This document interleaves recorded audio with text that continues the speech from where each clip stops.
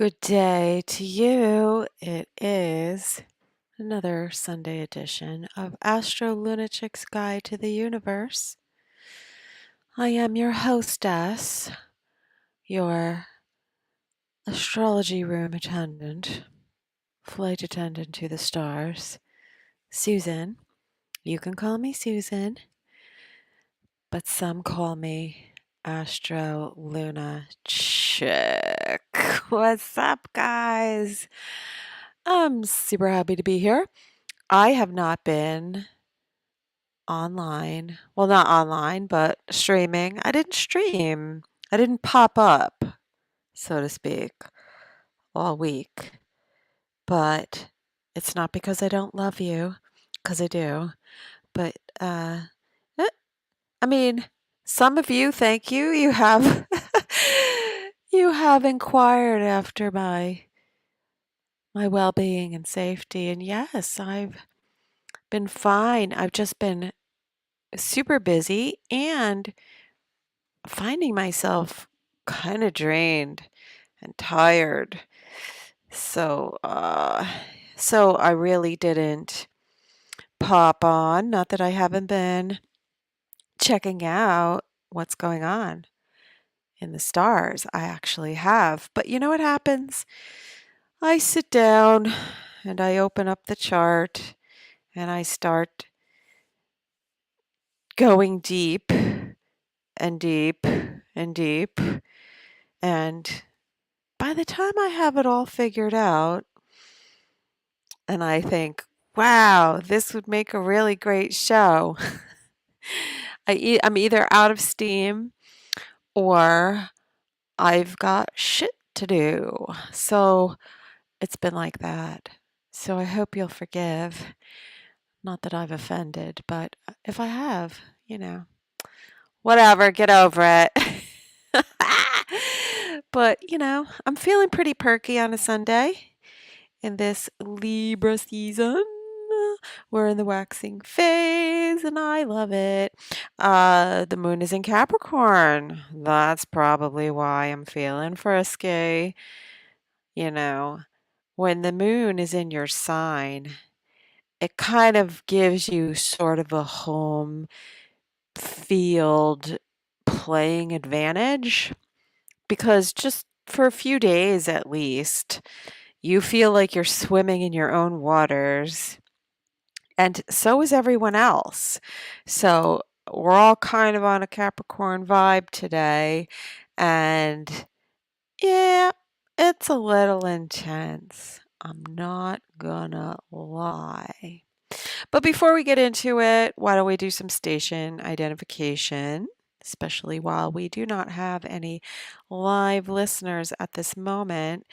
Um, while we're waiting for people to show up and filter into the chat room. Let's see. Yes, as I said, Astro Lunatic. This is Astro Lunatic's Guide to the Universe.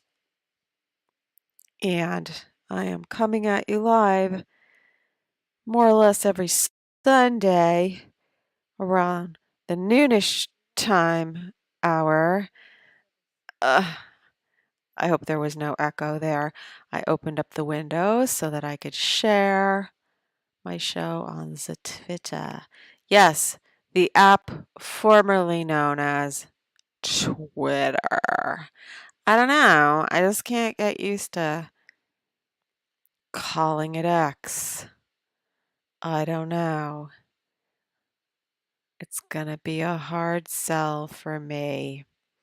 Considering they did their rebranding during the Venus retrograde, I wonder if it'll change again. I mean, I don't think he's going back to Twitter, but something might change considering it was in the Venus retrograde. I'm not sure if it was Mercury retrograde. I don't think it was yet, but I remember thinking, okay, Venus retrograde in Leo, good time for rebranding, so like I got it, but it's more of a time to kind of look at your brand and then figure out where you want to go from there. So, hmm, I don't know. I wonder once Venus gets out of shadow if there would be possibly another phase of the rebranding. Let's wait and see. So here I am. I am Astro Lunatic, as I said. You can find me on Twitter, Instagram, Facebook, and Rumble. I also have a Gilded channel. The invite link to my private Gilded chat is in the description box of this video. So, um, when I have special events, I'm trying to really keep up on my alerts and everything and posting across the socials. Actually, before, since I'm doing a live show, it would be a good idea posting it before. I know that would give me more exposure. Uh, but yeah, I'm still easing into it. Still easing into my groove. So that's where you can pretty much find me. Astro Lunatic. If you've got a social profile somewhere, look me up. I'm probably there. If I'm not, and you think it's a worthwhile endeavor, send me a message. I also have a phone number. I have the Astro Lunatic hotline, which is 914-222-1231, where you can leave me a message or text me. And when I open the phone lines, you'll want to have me on speed dial if you want to call in and chit chat or get a reading in the future. I am not doing that today, much to my chagrin. Not ready to do it just yet. Just don't have everything set up perfect the way I like for it to be. And I'm going to see if I could share my screen today, because that's another one of my little Mercury retrograde bugs that I was still working out. Let's see if I could do it. Let's see how it looks. I'm pretty sure that I might, let's see, I might be able to do it today. It just might happen. Zoom. Let's see. Oh, looks like I'm sharing. Do do do. That's very cool. I know you like looking at my graphics. In case you're wondering, the graphic that I have as my background today, even though it looks like kidneys or lungs, well, it could be kidneys. It is the scales of Libra. Uh, I always try to find the beautiful artwork of the zodiac that comes from Urania's mirror.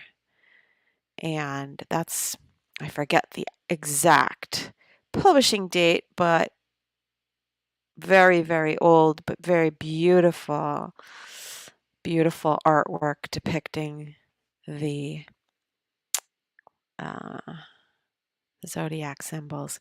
Okay, so I am sharing my screen, but I want to show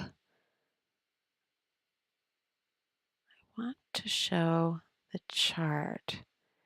Why is it not showing the chart? Let me check it out on YouTube, see what's going on over there. So the reason why I'm actually late on here is because I was updating some stuff on my browser so that I would be able to share the screen and my 50,000 tabs that I usually have open. I just want to go, shut up. I just want to go to my, please don't turn off on me. Just want to go to my YouTube channel. See if it is. See, I boop out of there to check it, and then that's not the one. Oh, forget it. Forget it. Just forget it. I don't want to waste your time with that. So if I can get somebody in the chat, they can let me know if my stinking screen is a sharing. I guess I'm sharing. It says I'm sharing. See if I poop over to check the chat out, then I am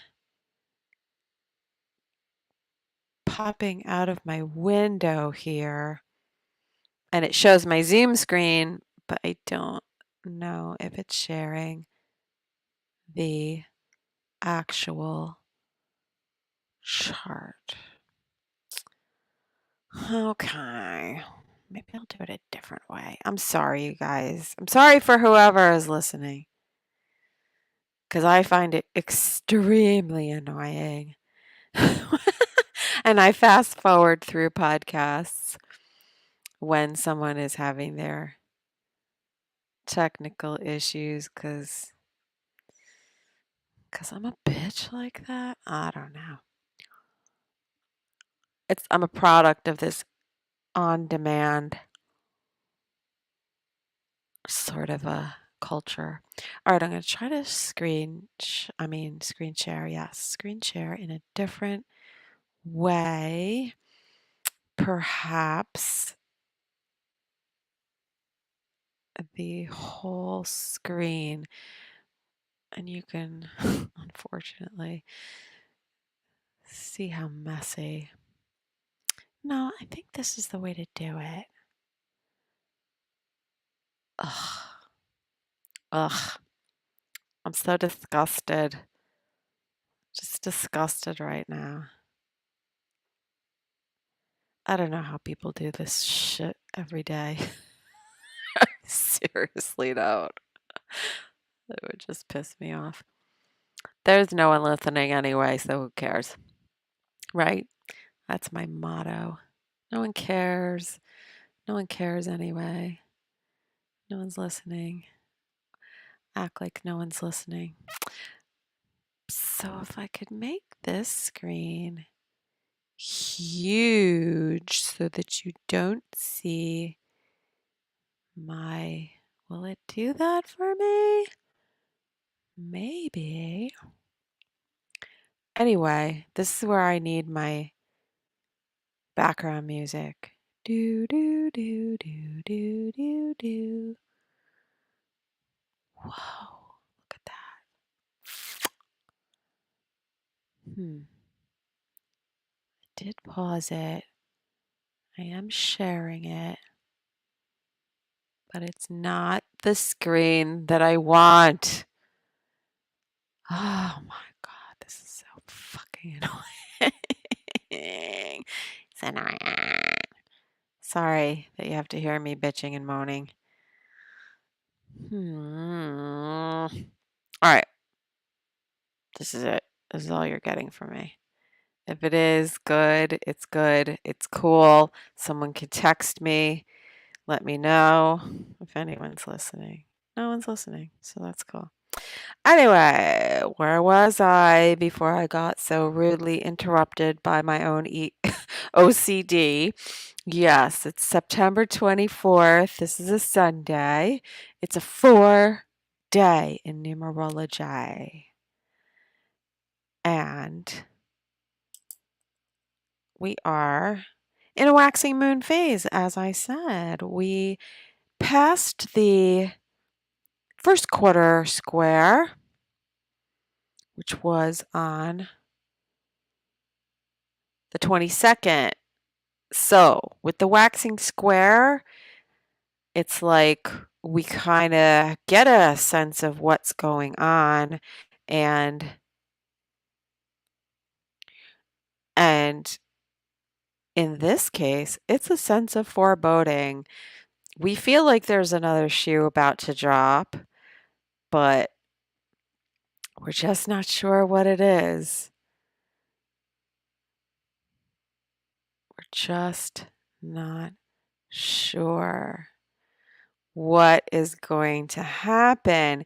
And we feel it coming. And since the 22nd, if I could just recap, it's easier for me if I recap and talk about what's been going on for the past couple of days since the new moon. The new moon started with a boom. Usually, the new moons are, a little subdued, a little relaxed, but not this one. This was like a lightning bolt up your ass. And it started right from out the gate because we had the moon and the sun in its conjunction making a trine, an earth trine at that, to Uranus. Uranus. So the new moon was a lightning bolt straight up Uranus. And great. We have someone in the chat. Finally. Finally, Elf, you decide to show up. Thank you. I appreciate you being here. Can you let me know if you see a chart on the screen share, or do you just see my 50 million open tabs and windows? Tell me what it looks like. Don't text me. I'm in the chat room. God damn it. It's so hard to find good help these days. Oh, Lordy. So, yeah, new moon, lightning bolt up the ass, a cosmic enema. Good. It's on. It's on, baby. Um, because Uranus. Oh, it was very, very electrical and shocking.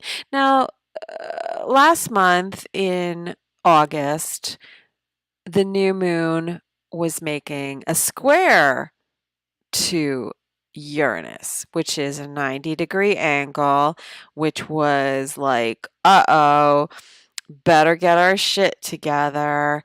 And, oh, it's lots of windows. All right, I got to go back to, see, that's the thing. I won't be able to see the chat. I don't know. I got to get this shit figured out. Pick up my game. All right. I'm sure that you could see the, now I gotta fix it again. Fucking A. This is my OCD at work here. So you could just look at my fucking Libra kidneys here. The scales of Libra, also known as the scales of Estrella, who measures the deeds of men and women and presents them to Zeus for their just rewards. You know, what do you deserve? How do you measure up? Weighing the heart as the same as Ma'at. Same thing, same concept. And I'm going to try the screen share again. And the elf is driving. Good. Eyes on the road. I almost hit a deer yesterday. Fa. Scared the shit out of me, and I'm actually glad that I didn't see it until it was just going across the road, because I would have slammed on the brakes and I would have skid because the road was wet. But it kind of freaked me out and gave me a mini heart attack. Not gonna lie. Um, Screen sharing. Yes, I want to do a new share. A new share, baby. Desktop. Yeah, I guess that'll work. So you're just going to have to see me go back and forth. It's like me opening up my messy closet so that you could see what's in there. But you know what? You know what? While I have not been, so many windows. While I have not been organizing my online podcast world, I have been, however, organizing my life. So that's where I've been. So while my actual closet is quite neat and tidy, um, my online shit is where I'm going to focus now, because that was my Mercury retrograde story. And it felt really good to be OCD and cleaning my home. And I feel good. I feel good. I feel good when my life is in order. Then I can be on top of my other games. So about 2 days ago, we're talking about September 22nd. And that would have been the one day in numerology. Interesting. I think that this was when Storm Ophelia was starting to brew. And I thought that that was very interesting because we have the sun opposite Neptune for the few days before that. And let's see, that would have been.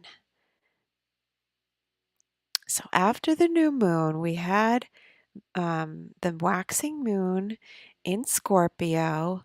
Well, first it hit the south node around the 17th. And right out the gate. So you have, I'm recapping, the new moon making a trine, which is a flow of ease. Like, okay, last month we had the square to Uranus and it's change, boom, jolt, stick up the ass, right? And now this month's new moon in September, it's like, all right, we kind of know what's coming. We see the changes. We've kind of gone through the retrogrades of Venus in Leo and Mercury in Virgo.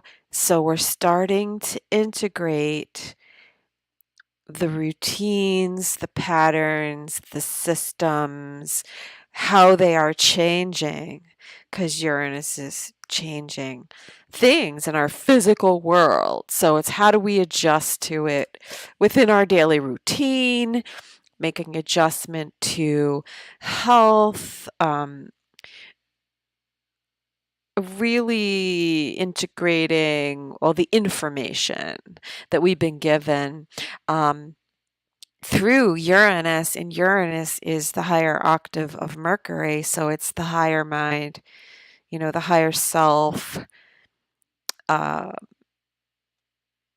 and we're seeing a lot of changes in the physical world,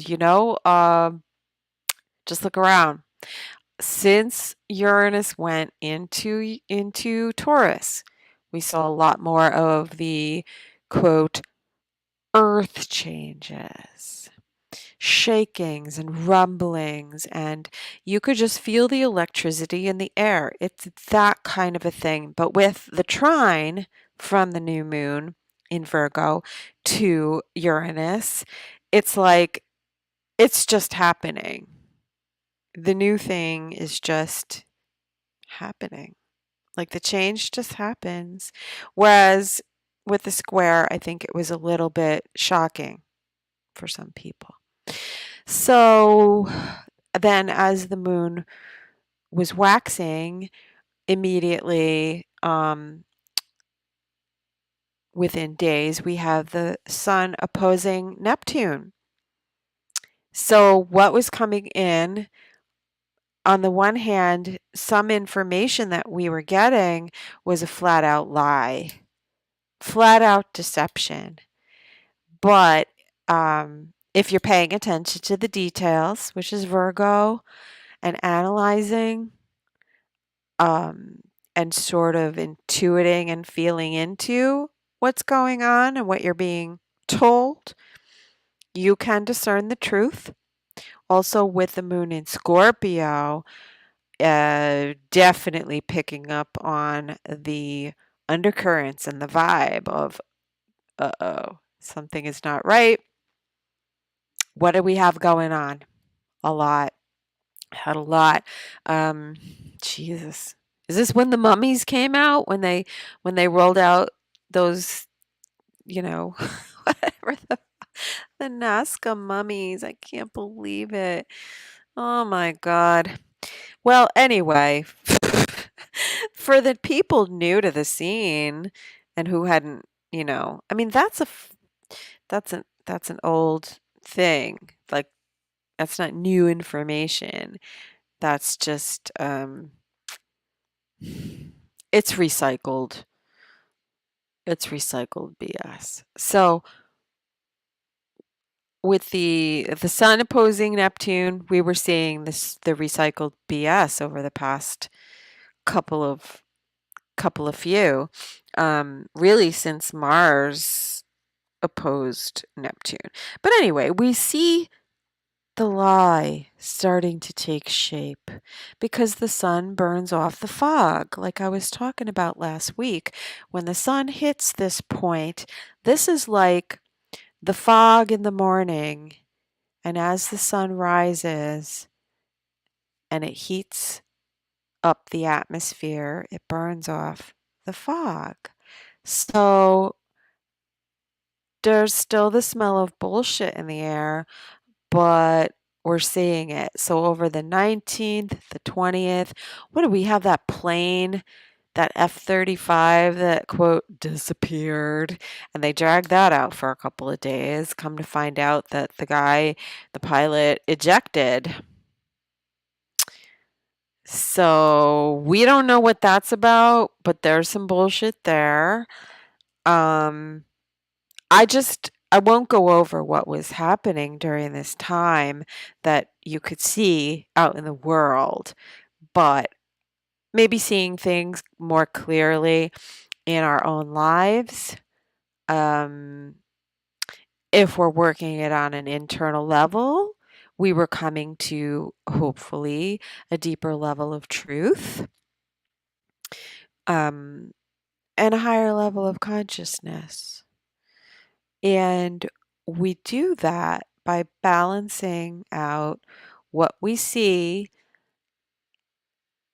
in the physical, which is Virgo, the very practical details, and measuring it against the Neptune in Pisces part of it, which is really hard to discern unless you're filtering out all of the distractions and coming into the balance within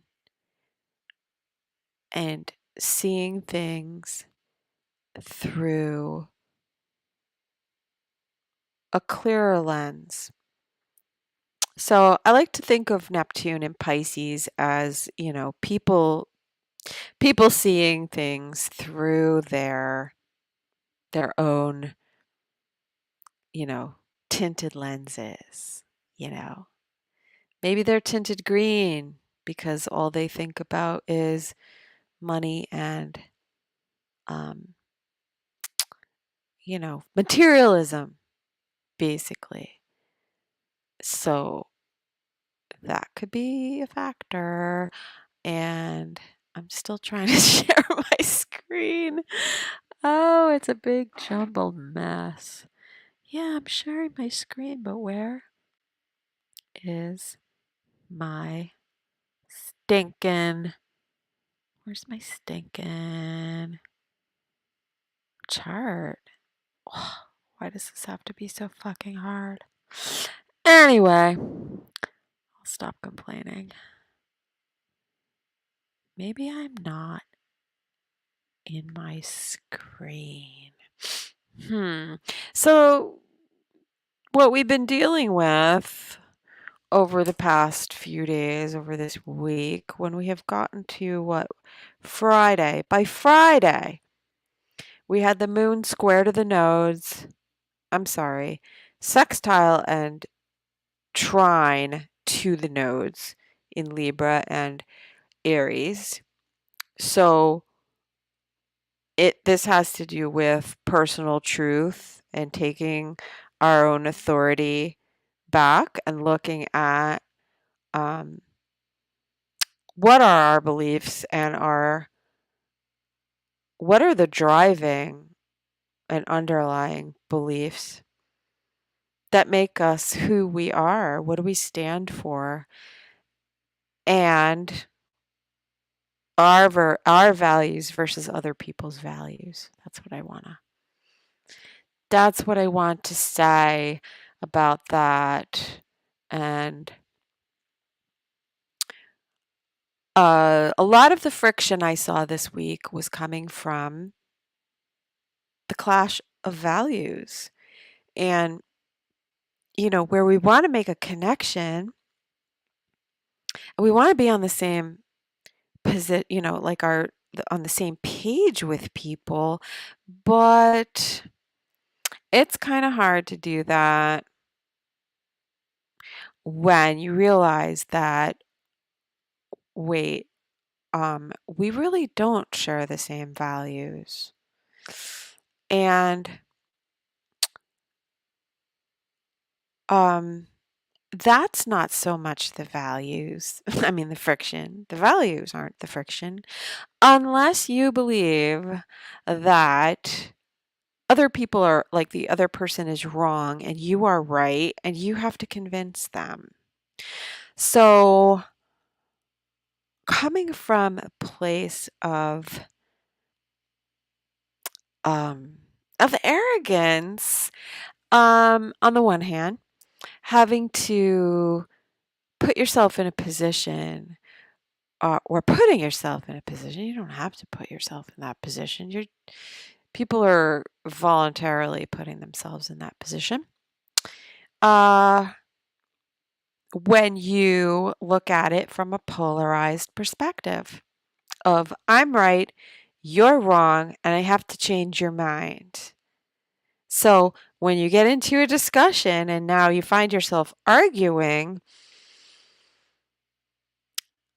it's because you're on polar opposite sides, but the ego, let's say, feels the need to change the other person's mind. Now, why would that be? Well, first of all, it's a Pluto thing. We're having, let's see, so the Sun has been making a trine to Pluto in Capricorn.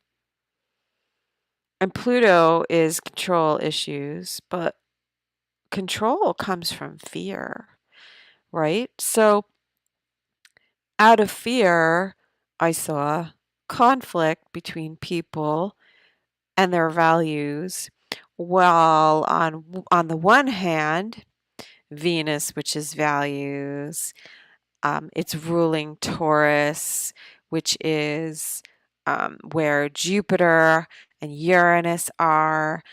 So Venus squared Jupiter last week after having station to go direct.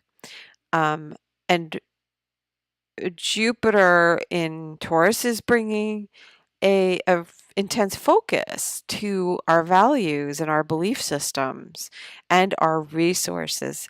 So it comes down to resources and a fear and of a lack thereof, which is a perception. And Venus being in Leo, it comes down to our own individual our ability to generate resources or love. So it could be a relationship thing. Um, but we're talking about Jupiter, Venus, right?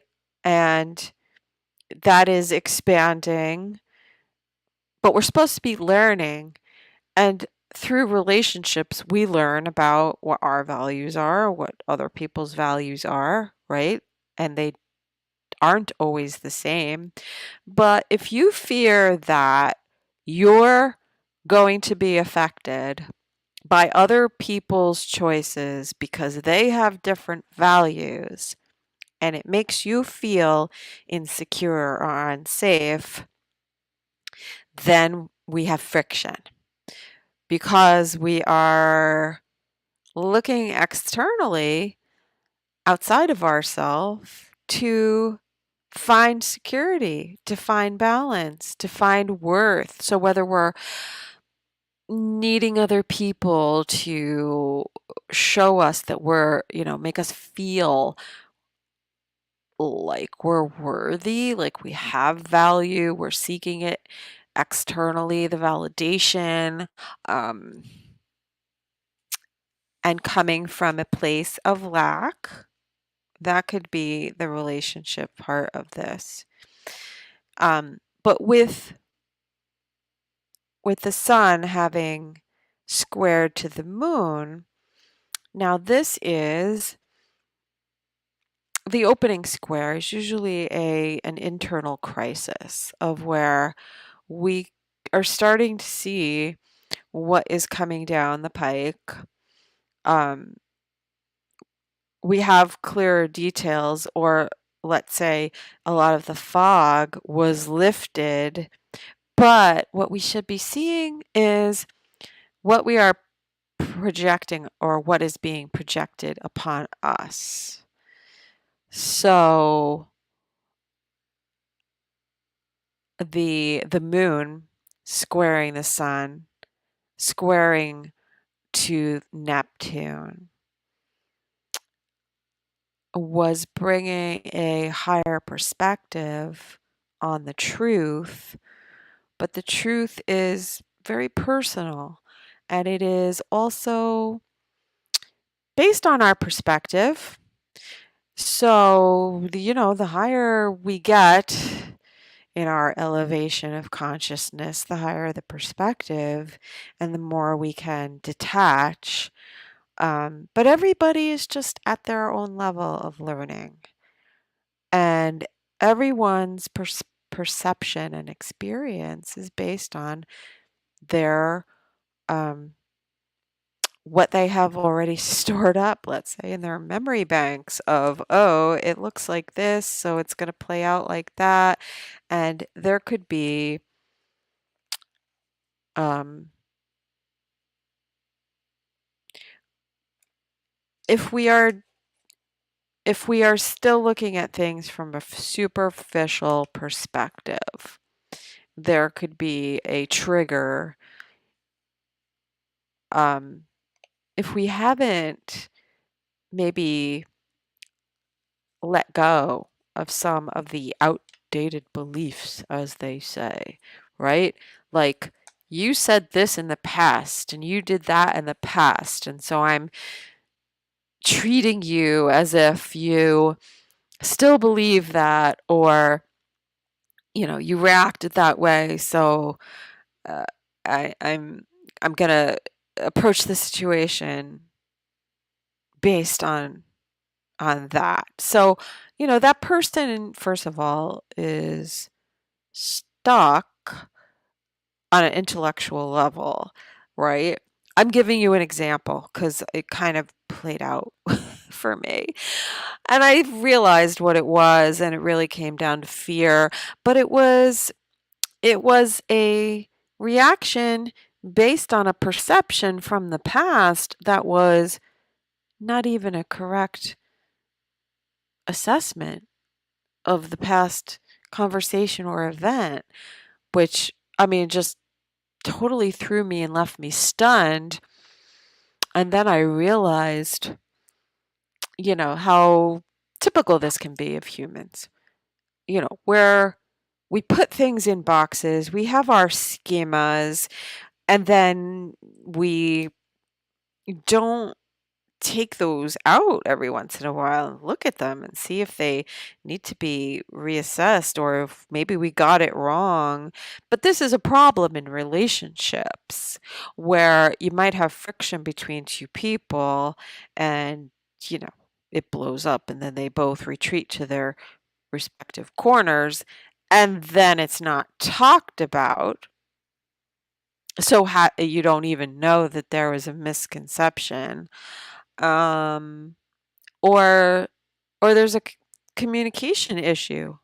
You know, you could say to somebody, "That's not what I meant." But if they've got it in their head that that's what you meant, um, which is kind of fucking arrogant if you ask me, because don't tell me what I meant. I know what I meant. I know what I'm thinking. I know what I meant to say. I will listen to you and hear what you thought, no, I want to hear what you thought you heard, but then, give me the opportunity to clarify and then don't argue with me. Yeah, this is how my week went. And it hit me from out of left field. But then I realized it was like, okay, we're operating on a set of faulty instructions and programming in the mind based on our values versus other people's values, and feeling this fear and this need to, okay, we've got to work together. We've got to get on the same page. But I don't feel like you're on my page. And it's based on bullshit. It could be. Maybe it's not. But if the communication breaks down because we're judging the other person, let's say, uh, and projecting onto them, um, then how do you break out of that? You know, if you're not listening, how do you move forward? How do you form a new schema? How do you learn and grow? And I mean, the only way that we can do that really is to view the other in a correct and accurate from a correct and accurate perspective.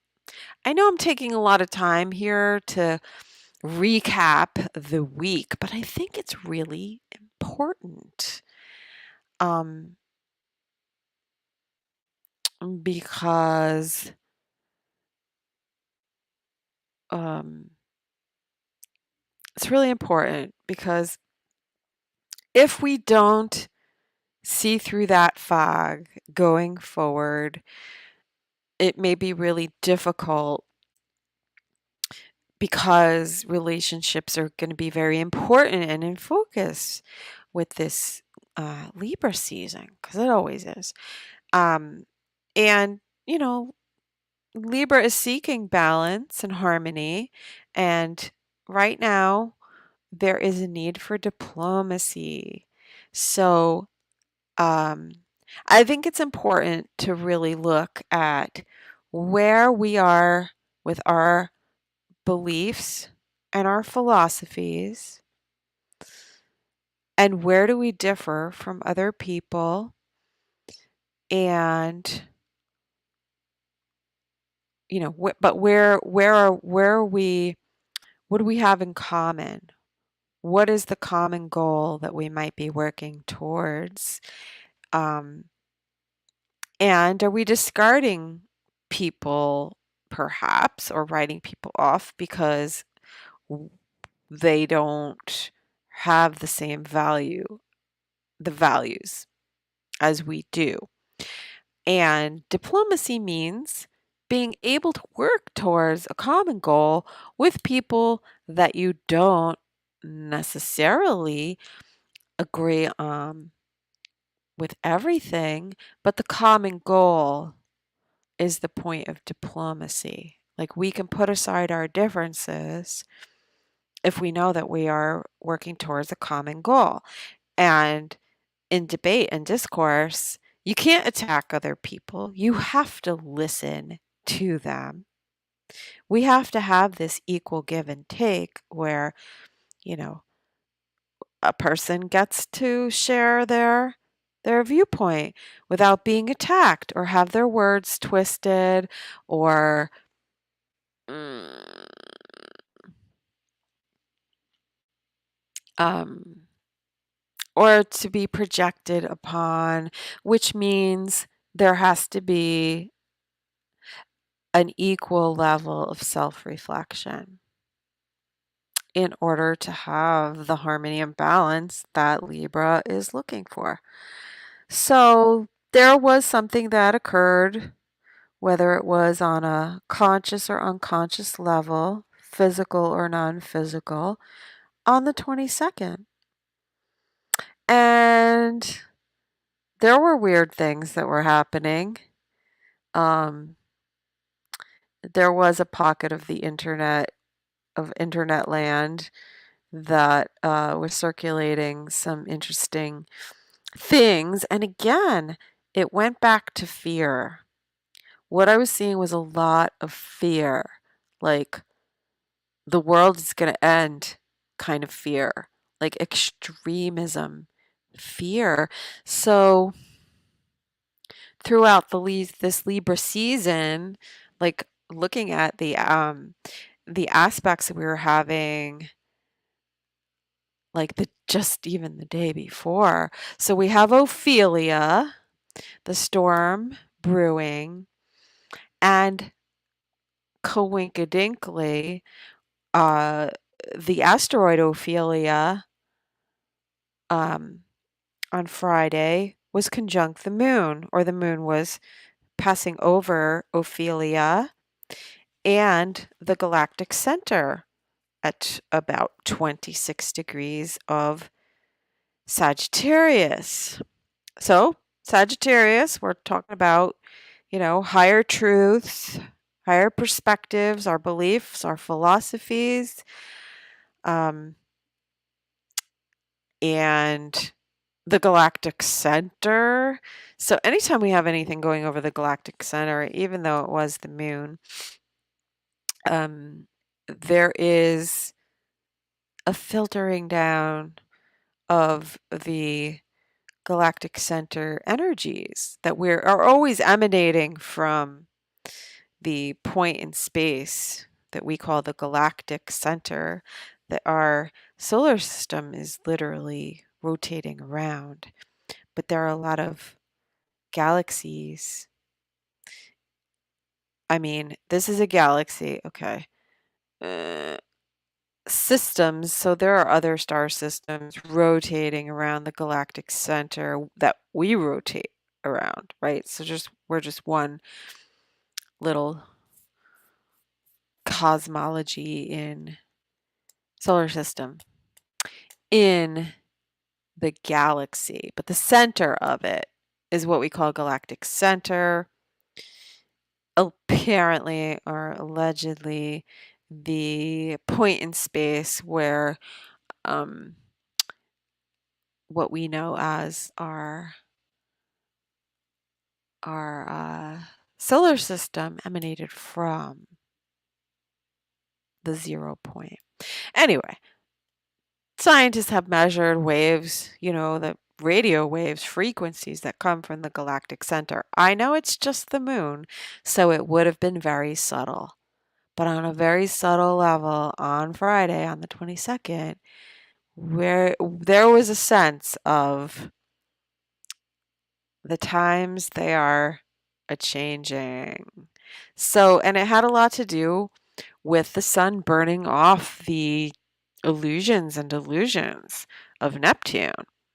And this particular point where Neptune is at, as it is retrograde in Pisces, at 26 degrees, we have some interesting asteroids. So I want to talk about those too, because I didn't get to talk about that last week. Okay, so Ophelia, we've got the storm, right? So the storm, I don't I didn't go back to see exactly when on where its inception was, but it was probably starting to brew around midweek, and by the end of the week, probably announced, maybe even named, I'm guessing, and the moon would have been conjunct asteroid Ophelia. So let's talk about Ophelia. So Ophelia, a character in in Shakespeare's Hamlet. So Ophelia, I won't go into the story, but she does drown herself. And so the asteroid itself is associated with drowning, being inundated, emotional storms. So this storm, Ophelia, is coincident with the emotional storm that is brewing, and how it could, cause some to go into despair and, take things to a drastic level. But it is that sort of overwhelm of emotion. And it has a lot to do with,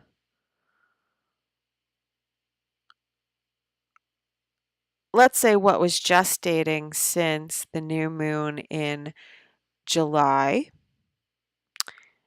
And that would be the reference to the title of this broadcast, which is Immaculate Conception, how to birth a child in 9 weeks, because we're 9 weeks out. What is being birthed? And the sun going through Virgo, if you look at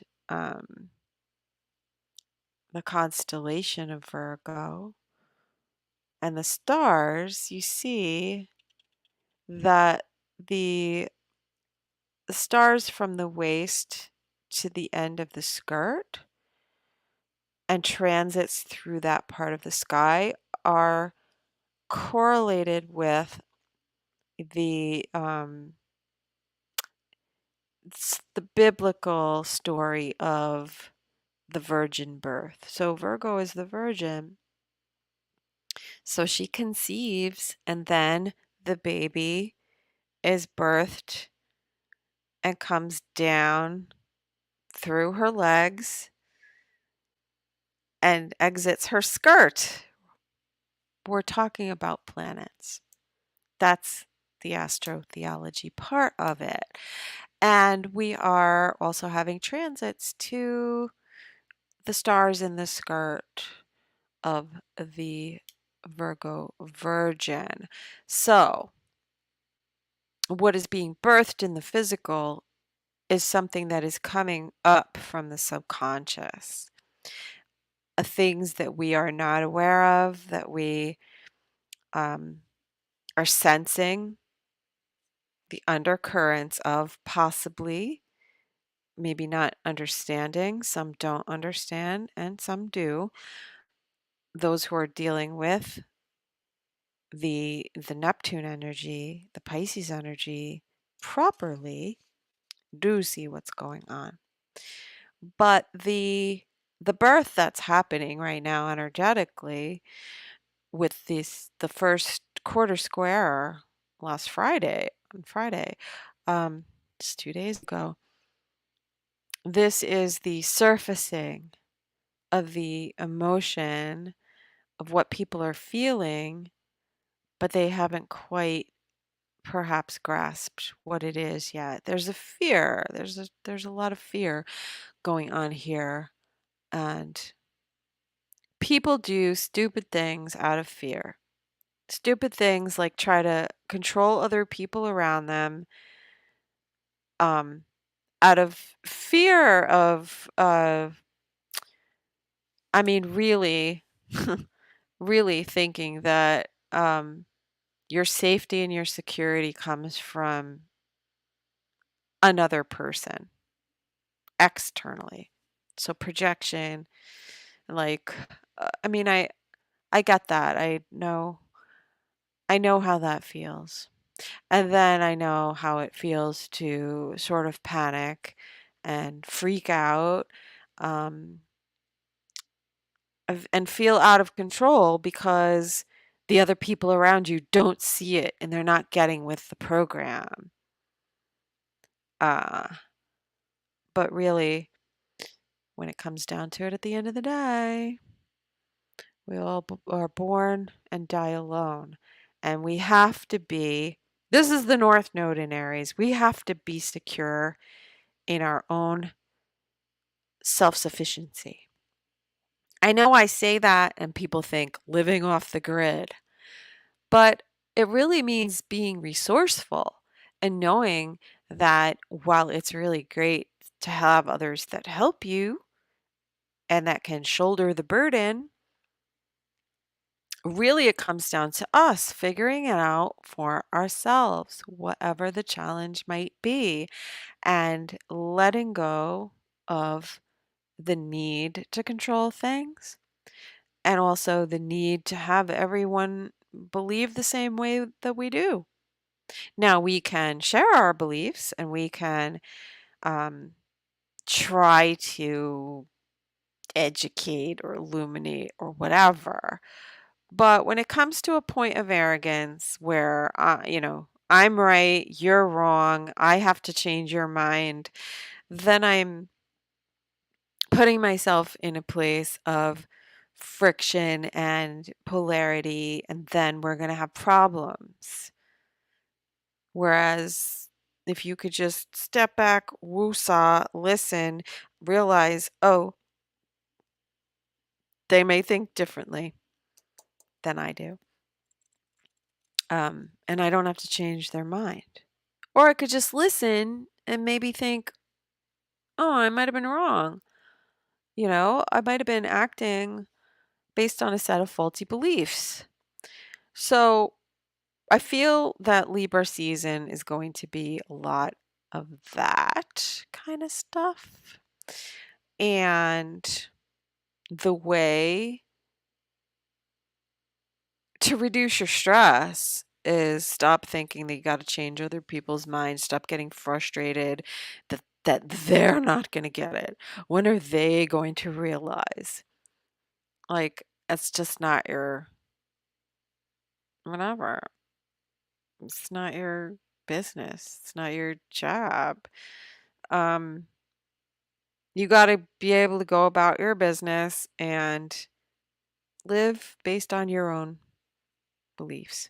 But yes, things are changing. And yeah, it's making people really uneasy because um, there's a lot of insecurity when it comes to economic stability. That's a lot of it. And the war thing, I mean, the war thing is huge. But also, what I saw being triggered was the religious beliefs because I don't know where this came from because I didn't really follow the thread all the way down, but somewhere somebody decided that the rapture was going to happen on Friday. And it's weird because we see this kind of every like fall or so. Um, I wonder if it is because I'm going to say that it's because of Neptune in Pisces. Neptune in Pisces has brought very, very strong religious fervor and people being very, very, very vocal about what it is that they believe. Because, again, going back to the lens, the tinted lens that people see life through, if you're looking through a religious lens, so to speak, um, and it's tinted Christian, for example, and there's many, many different beliefs within, that fall under the label of Christian. Um, but a lot of this has to do with the revelations and the playbook and, um, the second coming, and in this case, the rapture. Um, and I'm not here to attack anyone's beliefs. Trust me on that. My beliefs are, first of all, there was a time when I did believe those things because I was raised Christian. Um, I want to say I believed it, or let's say I accepted it because it was given to me. I There was a lot of it that never made sense to me, and I was one that questioned because I'm rational and practical, and I value critical thinking skills. And I also took it at face value when they said, "You will know them by their fruits." So I felt, "Oh, I was told I could judge them by their fruits." So I did. I judged them by their fruits. They didn't like it. So I was the one that caused a lot of problems for myself. But anyway, yeah, so I'm not here to put anybody down. But I think what we need to take away from the end of the Virgo season, and I am wrapping that part of my discourse up because the sun in Virgo was bringing details, that's Virgo, analysis and critical thinking to the rituals, the systems, the regulations, and the rules that people follow. This is across the board. I'm just using religion as an example. And what we believe and follow blindly, and needing to perhaps examine those things because they're not practical or they don't pan out the way we were told that it's supposed to work. Am I right? Evidence of this. What else are we seeing? Um, well, there was the conviction of Danny Masterson, and that brought a lot of attention to Scientology. There's still the lingering of, well, there's quite a few cases. If you follow true crime, there's quite a few cases of things happening within families that are linked to the LDS Mormon Church. A lot of stuff. A lot. Um, it was the Duggars a few years ago, right? But then it was the radical beliefs of Lori Vallow, Daybell, and Chad. God, you know, um, the extremism and the delusional beliefs.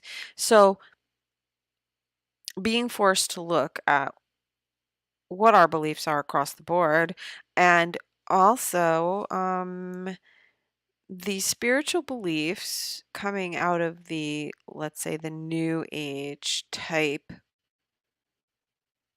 belief systems when it comes to, um, let's say, well, really the merging of what I've seen for a while of the like ancient aliens with the new age and channeling and um, beliefs in star origins, which I don't know. I'm not casting a judgment or putting out, whether I believe or this is true or it's not. I am really taking a scientific approach, let's say, looking at it from a sociological perspective and observing what I know to be the beliefs of other people.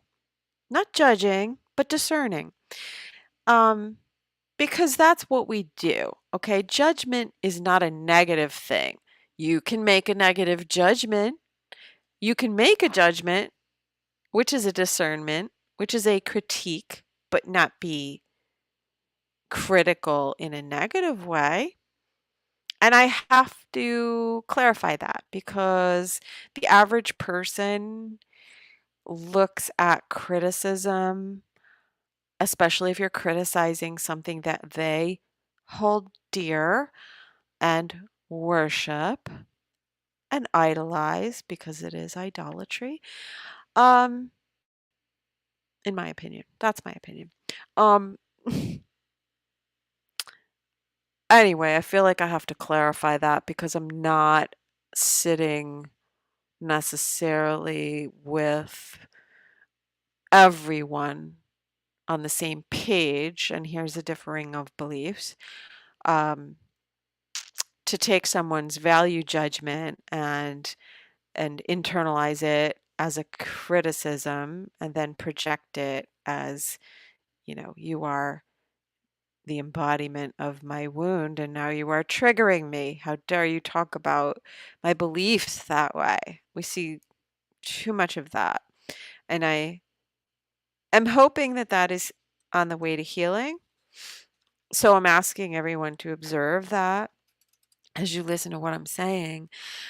Um,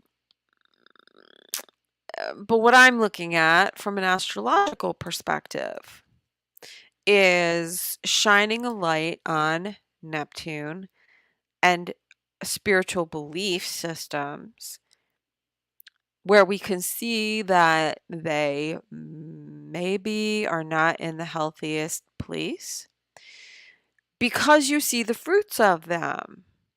Oh, another example of what is current. And I know, this is my pet thing with the true crime stuff, but this is how I observe what's going on. Another case was Eight Passengers, a YouTube channel, and the mom just got arrested recently because she was horribly abusive and neglectful to her kids, but it was because of her beliefs and how her beliefs were so distorted. And she used the beliefs and the um mm, well, really she used it to carry out her own obsession and need to control, the obsessive need to control. So we're seeing that also. And I would say that there was a tipping point in consciousness on Friday where perhaps we're seeing that certain belief systems that we may have or we observe in other people may be misguided, may be delusional, may be flat out lies that people are believing. And we see that with Neptune conjunct, let me see, it's a few asteroids that are in the mix. Oh, I forgot one. So the moon on Friday conjunct Ophelia, which is overly emotional, histrionic, feminine, drowning, suicide, perhaps, but allowing the emotions and grief to overcome. And also the asteroid Icarus. So that's another thing that I think is very interesting too, because oftentimes when a particular asteroid is important and being played out within the collective consciousness, um, I'll hear it, like on the news or in a podcast. I'll hear it. So there was someone, I don't remember who it was, but they were commenting on, again, another thing that happened this week, which was Russell Brand being, demonetized. And that's a whole nother rabbit hole that I'm not going to go down right now. But she referred to him as Icarus. And if I'm not mistaken, I think I did hear that on Friday. In that he flew too high. He went too far. He said things that he, you know, shouldn't be saying, that they don't want spoken about, and so they clamp down. They being, the big tech companies that are running the social media gods, decided that he had gone too far. Maybe. But maybe that was also part of the plan for him to become the scapegoat. Um, Also, it's a barometer. Like, now you know how far you can go up the ladder and what you can say. It's like the fuck around and find out graph, where you get to this level, this is your glass ceiling. You can't say XYZ, whatever it was that he said, we're starting to talk about. So, in proportion to your reach and your platform, you have a glass ceiling. And I've been looking at Saturn in Pisces as being not really knowing where the boundaries are, right? Um, because one Saturn is boundaries and the other Pisces is, you know, infinite, infinitesimal, and it's just the antithesis of boundaries, right? So, uh, when you've hit the glass ceiling when you bump your head. So, I thought that was interesting. Now back to the Neptune asteroids. So so we could look at the planet Neptune and say, okay, so we've got the planet, it's in its home sign, so it's very strong. So the delusion and illusion, very strong. The sun opposing it. We're crossing a threshold. We're being given a chance to see into the unconscious, to look into the abyss. Now, are we Icarus? Are we flying too high and we're getting burnt up by the sun? Are we Ophelia and we're losing our shit because, we're seeing into the depths of the unconscious and is freaking us out? Or we're seeing the depths of the unconscious of the people that we're surrounded with and thinking, holy shit. Because you know what happens when people act on delusional belief systems,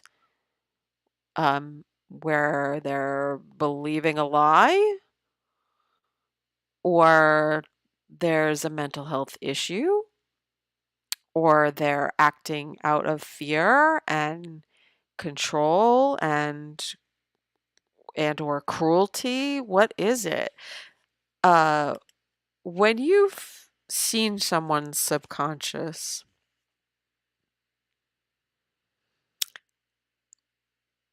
um,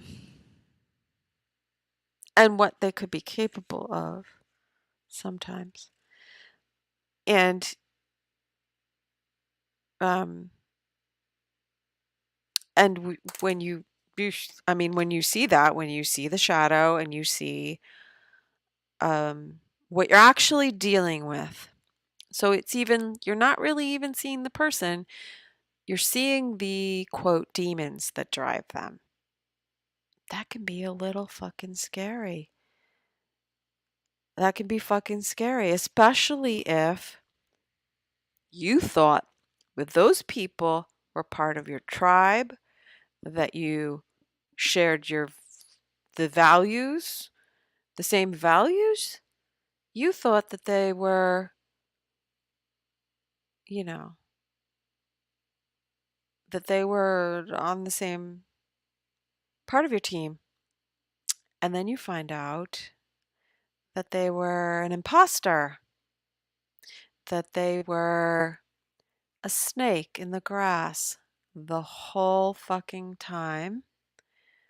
And I mean, it's really that feeling of, where you've tried so hard to protect yourself and keeping out the riffraff. And then you find that people are posers and they can be really good fakers. Really good fakers. Or, especially when they thought that they were what they were presenting themselves to be, but they're really not because they've got a lot of suppressed shadow shit that they haven't dealt with. And they also, these people, these imposters, and this was a lot to do with the Venus retrograde. Um, the imposter is a mirror. And so that goes to the concept of Narcissus, right? And the mirroring and gazing in the mirror and looking at people and seeing really what we're seeing is ourselves, or we want to see ourselves, or mirroring people in the way people do NLP. Russell Brand. And so people will look at you and see what they want to see because they're seeing themselves because the imposter is mirroring them. All the while, they are stealing. They're stealing your energy. They're stealing your creativity because they are taking you on as a cloak. And then they're going out in the world, and because they've been sipping on your energy, um,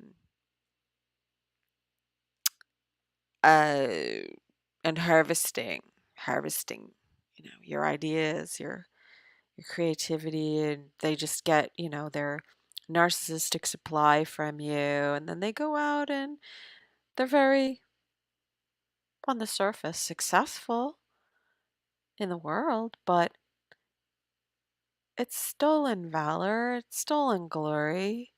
These are the imposters. This is what was going on with the Venus retrograde and the imposter syndrome that I was talking about. So, for someone who is self reflective and not a full blown psychopathic narcissist, and they have the capacity for growth, they were able to look at themselves and maybe say, "Well, I don't really feel comfortable in my skin and I don't feel like I am who people think I am. There's a little insecurity there."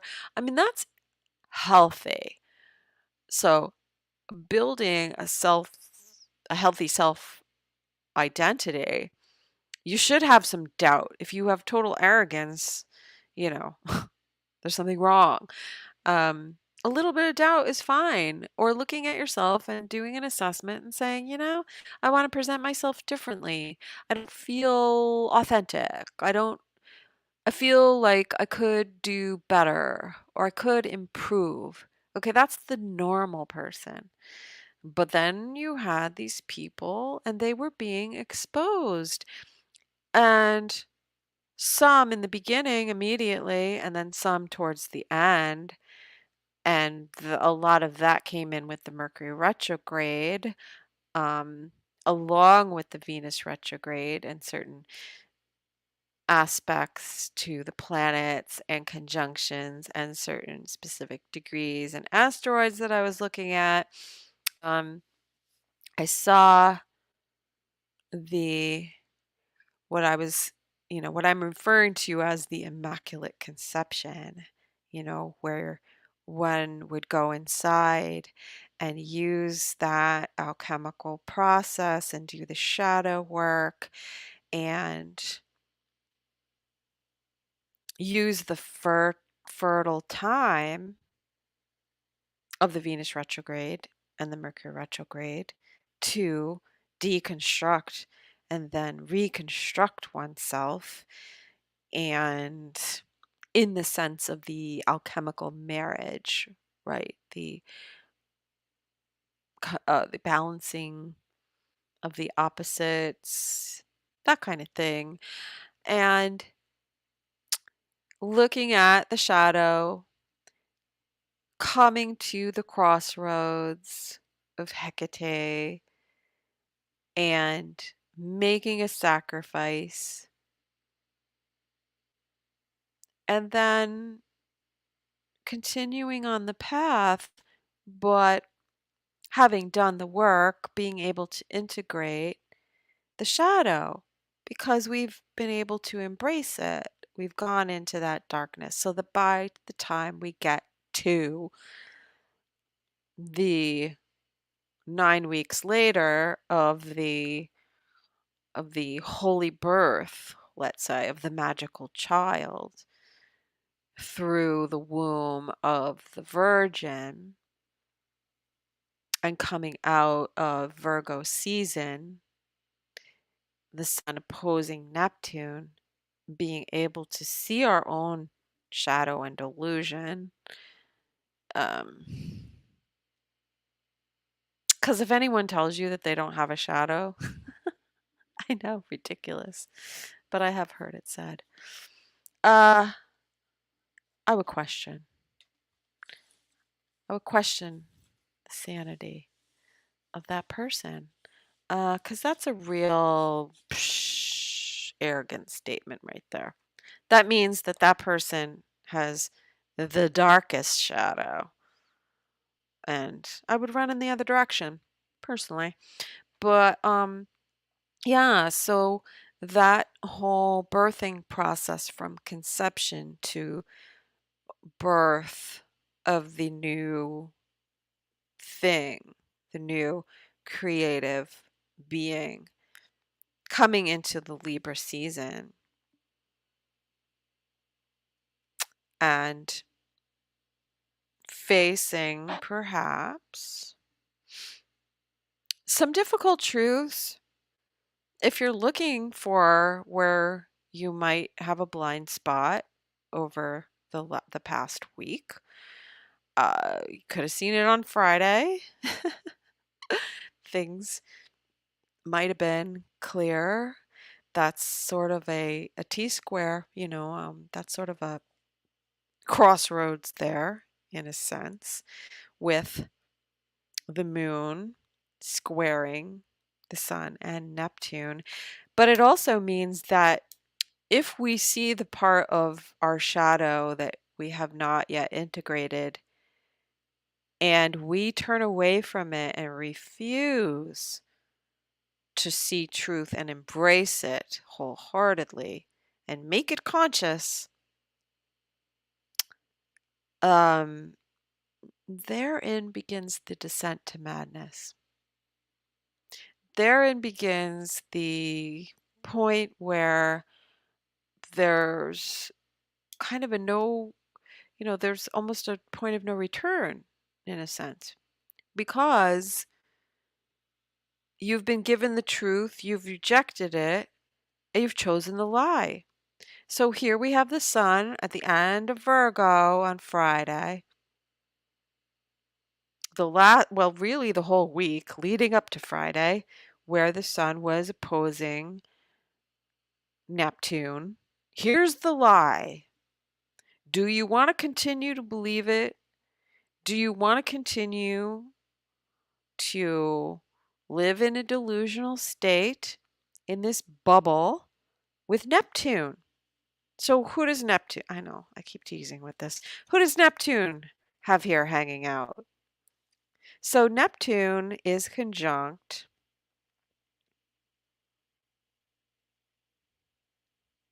Pandora, asteroid Clotho, get to her in a minute, and asteroid Borisisi, all of which are retrograde. So they are going back over some things from the past, extremely strong because retrograde bodies are closer to us while they are retrograde. They are so slow they appear to be going backwards. That means we've been here before. This is the time when you need to get it. Will you get it this time? Pandora. What's the story of Pandora? Right? Pandora's box, or I think it was actually a jar, contains all of the horrible and painful things in the world, right? And against better advisement, the jar is opened, releasing all of these fears and horrible things. And at the very end, what is left is love, right? So, I mean, the story has a happy ending, and you don't often hear about that. You just hear about, you know, don't open Pandora's box. Don't you don't want to go down, you don't want to open that can of worms, right? It's what we avoid, but what in the end will set us free. Release all of those fears and you just face all the ugly. Right. So we got Pandora. Clotho is one of the three fates. So we have Clotho, we have um let me see, Lachesis, and we have Atropos. So Lachesis, I believe, begins. Clotho weaves. So they are known as the weavers, or they are weavers. They weave fate, right? In the sense of weaving, spinning a narrative, a yarn. Um, so they are fate, they are fateful, but Clotho is, it's basically the story, the narrative, what the storyline and plot twists will be. But here's an interesting thing. Clotho is also an enzyme that is connected to DNA. How interesting is that? The Clotho, Klotho protein. DNA is one of the asteroids I have been clocking for a while, if you've been following me. And DNA did square to Neptune. It's now in Cancer, but it was for a very long time. It moves kind of slowly at the end of Gemini. So, this is a very interesting thing. I have to look more at that, but what's going on with DNA? A lot of things are going on with DNA. And perhaps it's not as we thought it to be because we are dealing with Neptune. So, on some level, there is deception, there is illusion having to do with the narrative. We know that the yarn that is being spun regarding fate, but somehow it is connected also to DNA because there is a protein, not a protein, an enzyme, Clotho. I have not really researched that, so I don't really understand the implications or if it's being talked about. Perhaps if there's someone out there that's listening that knows a little bit more about it than I do, um, and can contribute to that discussion, that should be an interesting thing.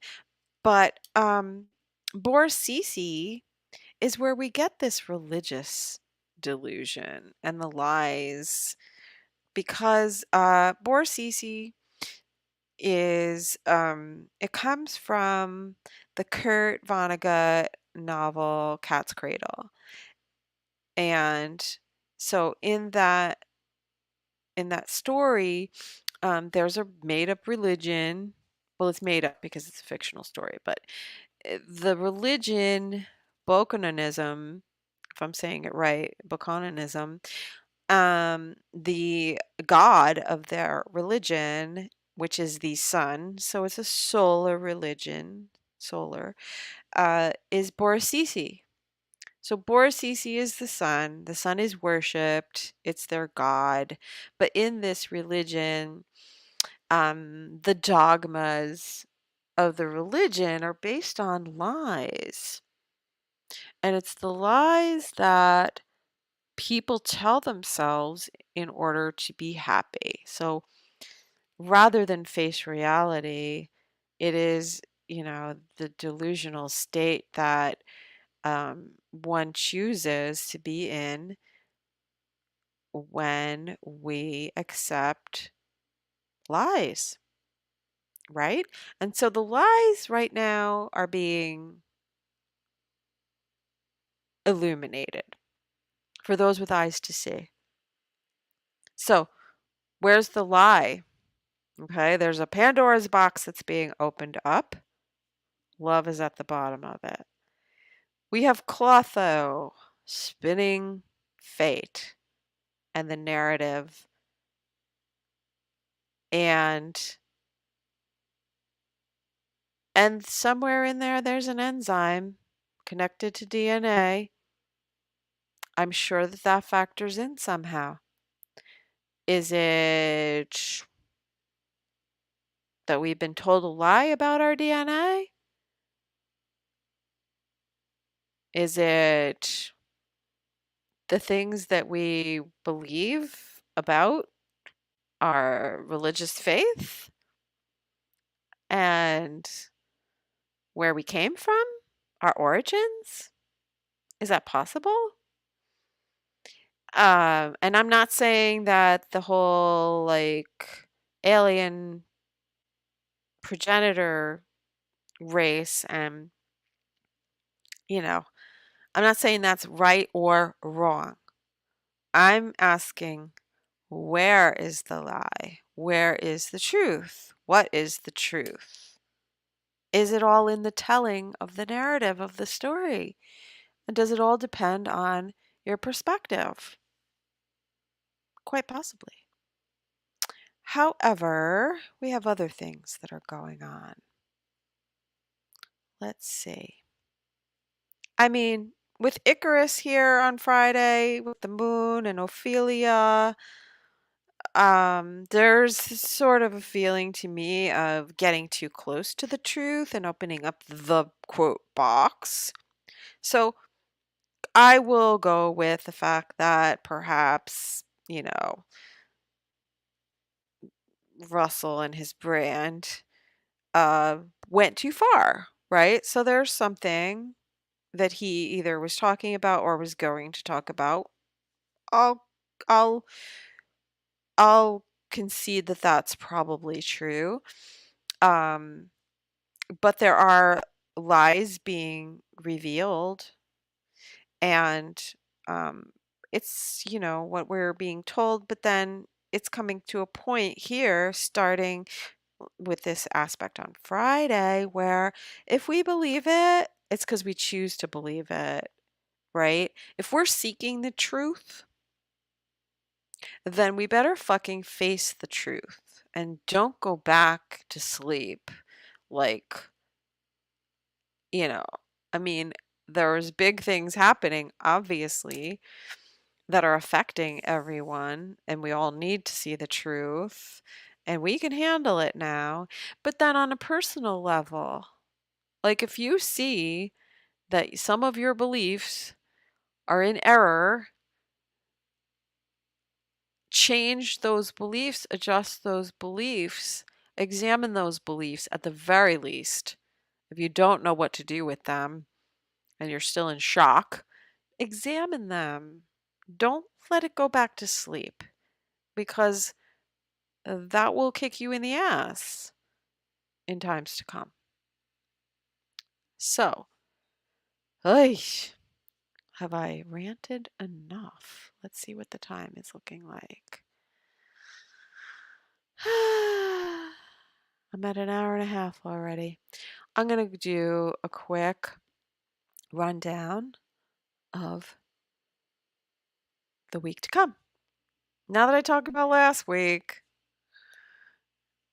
All right, the 22nd. So the 21st, 22nd, the 23rd, yesterday, that was the Fall Equinox.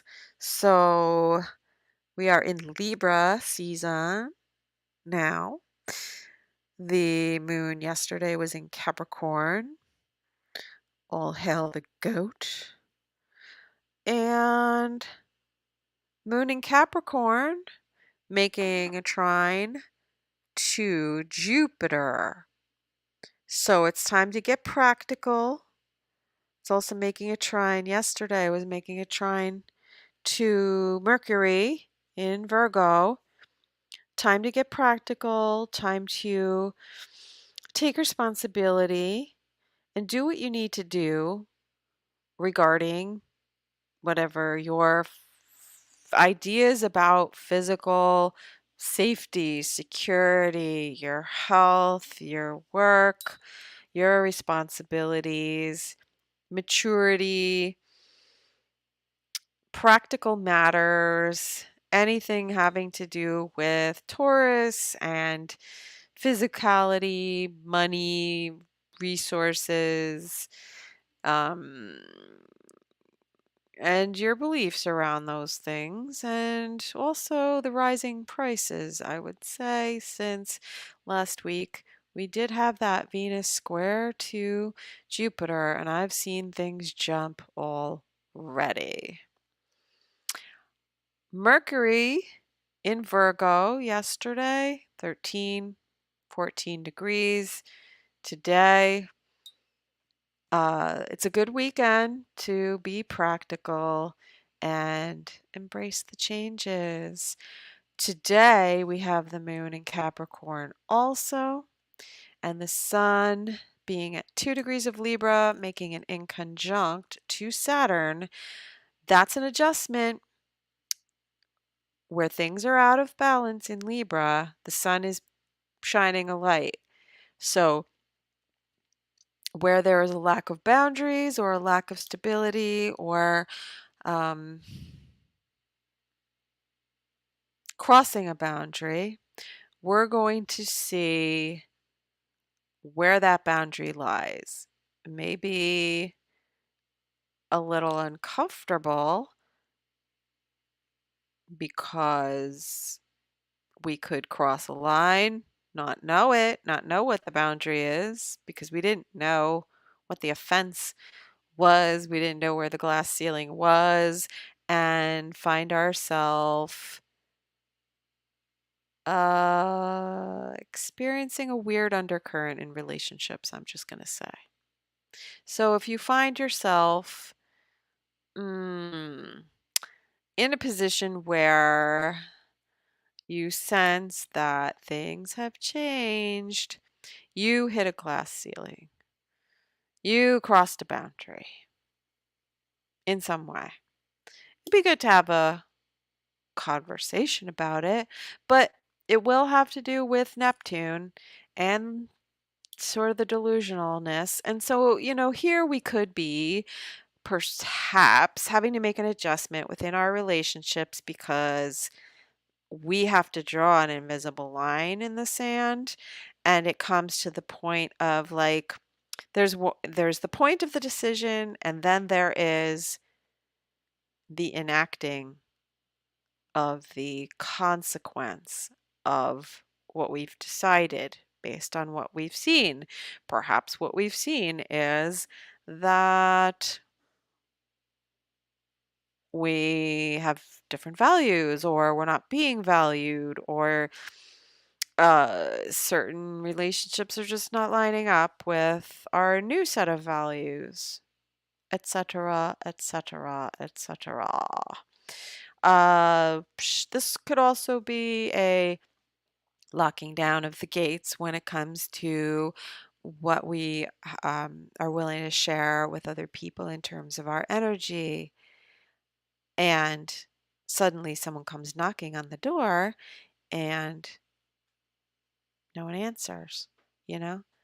That person that you've decided because you've seen beyond the veil with them, and they come knocking and they send a text and they don't get an answer. Could be that kind of thing. Anyway, that's today, really. And this is Moon conjunct Pluto today. And Pluto is taking control. But also, we should be looking at ourself and other people. It doesn't really matter, but where is it playing out? Where we've got Pluto sextile to Neptune. Neptune, we've just talked about the lies, the the narrative, the Pandora's box that was just opened. We've got Pluto, where Pluto could be acting out of fear and a need to control, which is different than understanding our, let's say, what power is and power dynamics, and owning using our own power, let's say, um our veto power. So the moon with Pluto is making a square to the nodes, and the nodes are in Aries and Libra. Aries is the me and Libra is the we. Okay, so the nodes, north node and south node of the moon.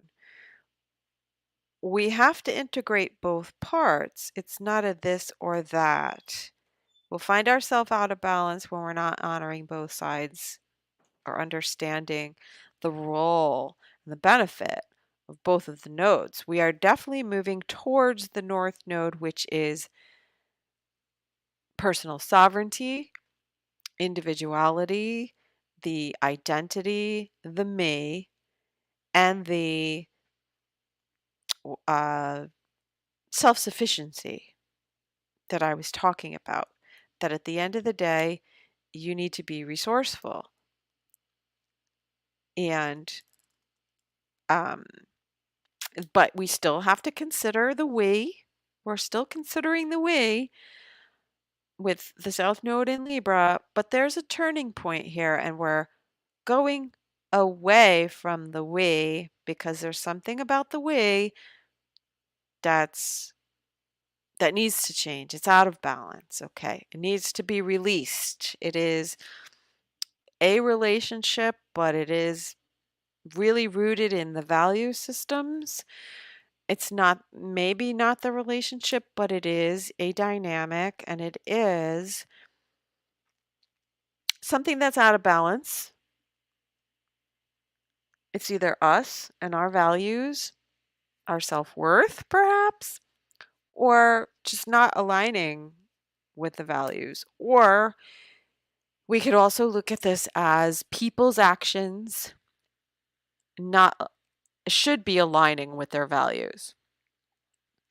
Because we've got, let's see, okay, so we're talking about the North and South Node, Aries and Libra. That means we're talking about Mars and Venus, the rulers of the nodes respectively, which are in a sextile. So Venus and Mars are moving in a sextile for the next at least 7 days until and Mars is heading towards the south node. So today we feel there's a tipping point.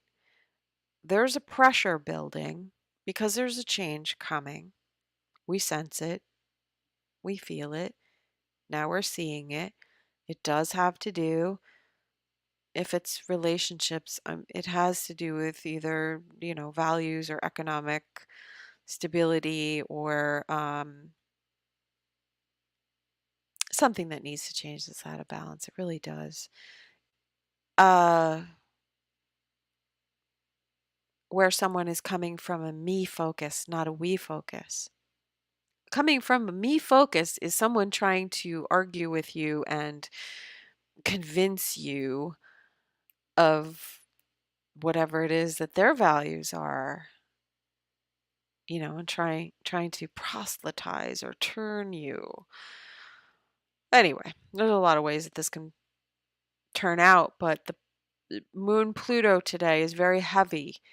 It's very serious, it's very grave because we see the tension, we feel the tension building in relationships, in the world, and the situation, and diplomacy is breaking down.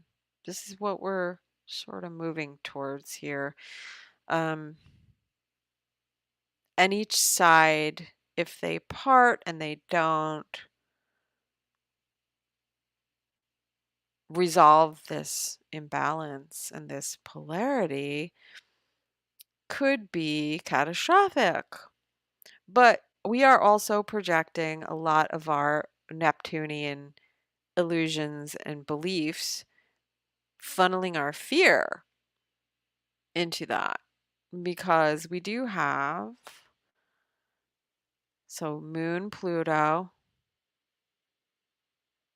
squaring the nodes, sextiling Neptune, it's triggering the illusion, right? The lies. So operating if somebody's operating out of delusion and lies and deceit or religious extremism, perhaps, I don't know.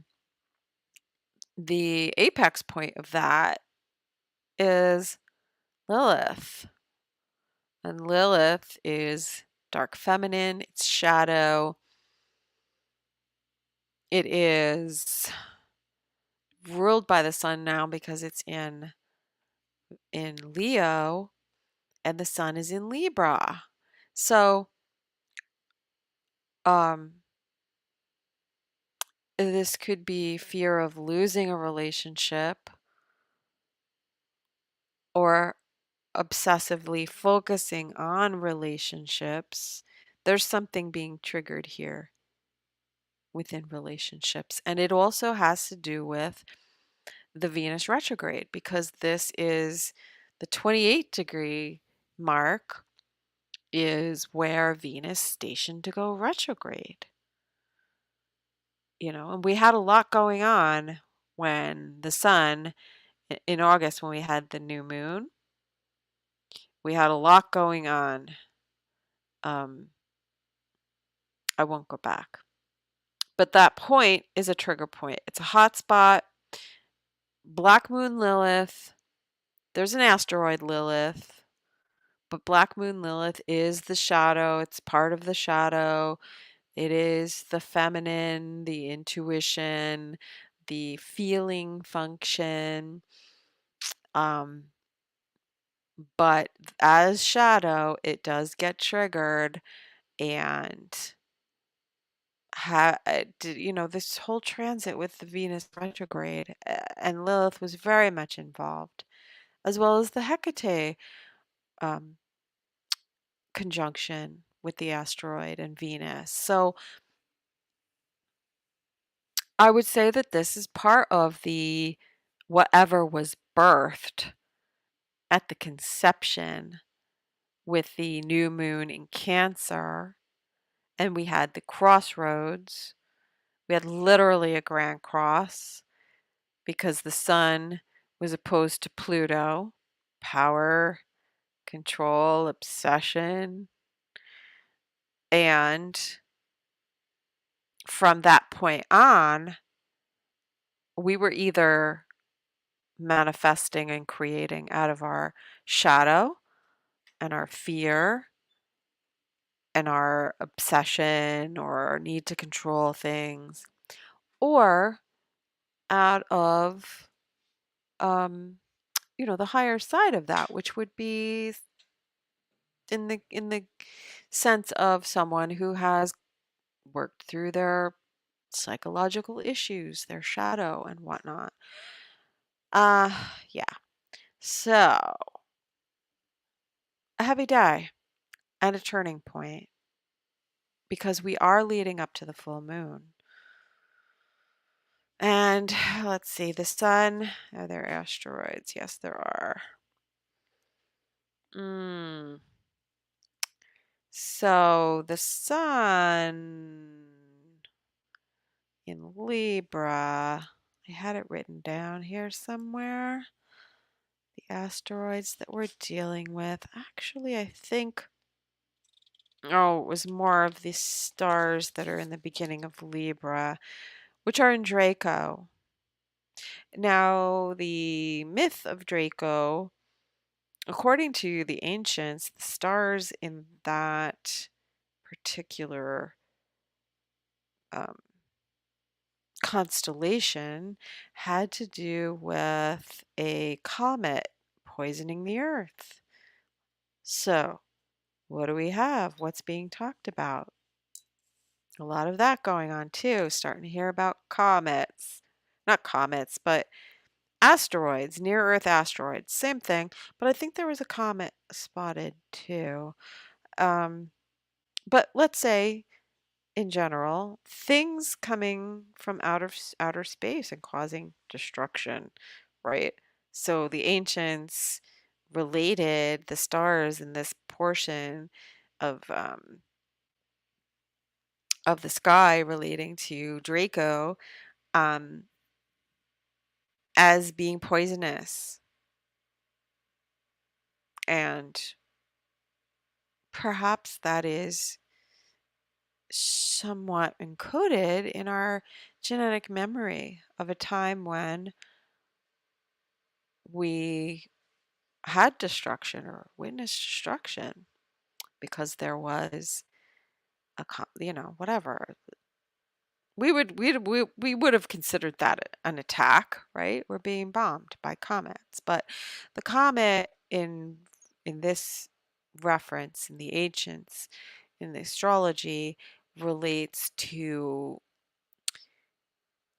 poison and sickness coming from whatever was left, the debris of the comet, whatever the dropped into the atmosphere. So I think that's also very interesting. And that is where the sun is.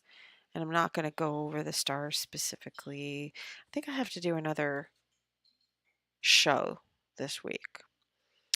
Um, and I should just keep it, I should keep the asteroids and the stars to the midweek shows and just do the astrology. It's easier that way.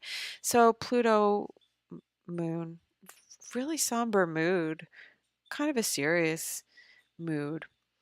The 24th, right? That is we are in the 4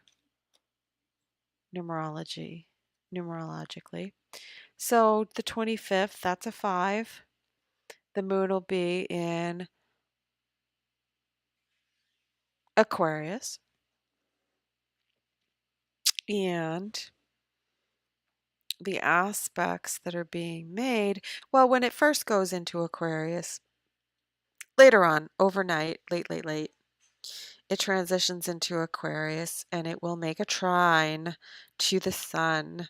So the last aspect that the moon makes before it goes void, of course, is that conjunction to Pluto at 27, 28 degrees of Capricorn. So for about 6 hours, wait, 4 hours, it'll be,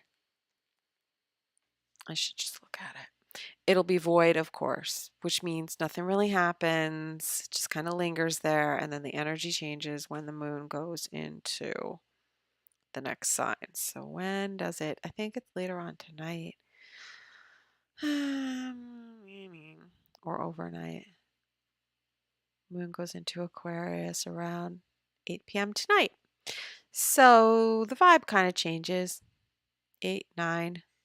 Later on, kind of lightens up a little bit. Gets an Aquarius vibe going. And it's the moon sextiling to the sun. So it's a more harmonious flow, ease. But right now it's a little heavy. So this day is just kind of lingering there. Yeah, so let's go to the 25th. That's the 5-day. Monday, moon in Aquarius all day long. The aspects that we can expect are, for the most part, starting out pretty flowing, pretty easy until we get the bump, which is the moon square to Jupiter. So that may cause us to want to act upon something, to make a change, and perhaps within the collective, by the end of the day, we have some kind of news regarding laws, higher education, finance, and regulations, perhaps. And there could be talk about things regarding health, but there's an adjustment there because the moon will make an awkward aspect to Mercury. So this would probably be discriminating against a certain section of the collective, in my estimation. Jupiter represents laws. Mercury is we're getting some kind of communication regarding health, regarding, the expansion of health matters, and it will deal with the public at large with the moon in Aquarius. There could also be talk of boundaries and restrictions online coming this week. There's a lot of talk about it. I don't know if that will actually, I think there will be resistance, there will be anger, and this will be the battle. This will be the discourse, I think, of the individual and restrictive regulations when it comes to the internet and social media. Um, really trying to create balance in the discourse and diplomacy, but we're going to see where it is not fair, where it is discriminatory, and I think there will be legal action spoken about, and uh, that would be the way to fight this. So I keep waiting for the class action lawsuits, for people who were censored. So between the government and big tech, they broke the law. Well, they disregarded the Constitution. People's rights were violated. Here's the thing. I think they'll try to change the law. We'll see the push to change the laws because there will be a more aggressive pushback from people who have been harmed by these policies. And so with the threat, well, what are they going to do? They're going to change the laws. But guess what? That is probably not. I mean, they're going to try to make laws that are not legal, and then the constitutionality will be challenged. So there's a lot going on. A lot of the issues are coming towards the Supreme Court. And of course, that goes to the Constitution. There's people who want to change the Constitution so that they can get away with certain things, right? Because they're breaking the law. So I expect that to be the discourse.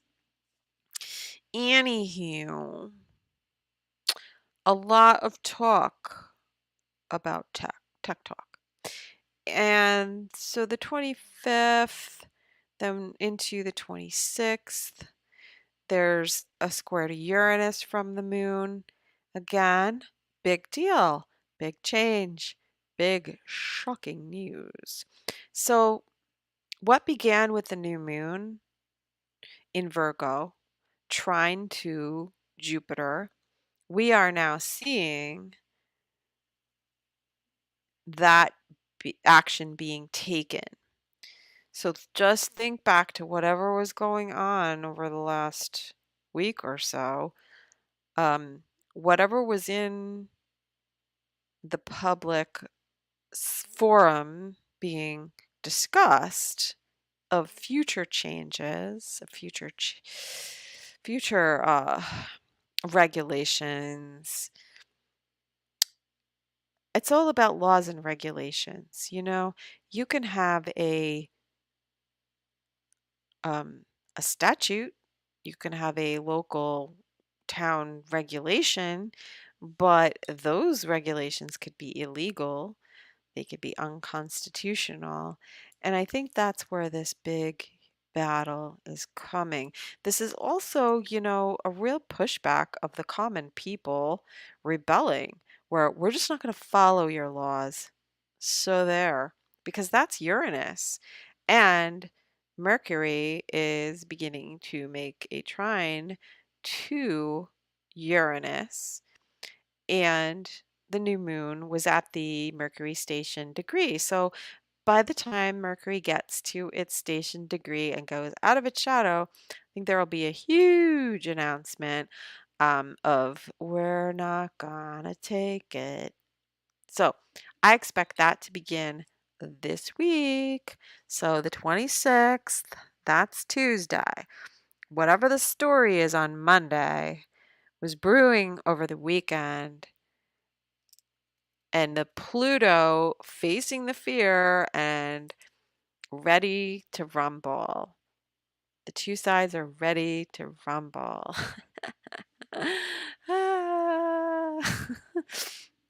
And the moon is making a sextile, trine to Mars. So Mars is war and Mars is weapons. We're also talking about weapons. And what are we talking about when we're talking in terms of um, warfare these days is technological and uh, a lot of information that came out with the new moon and details.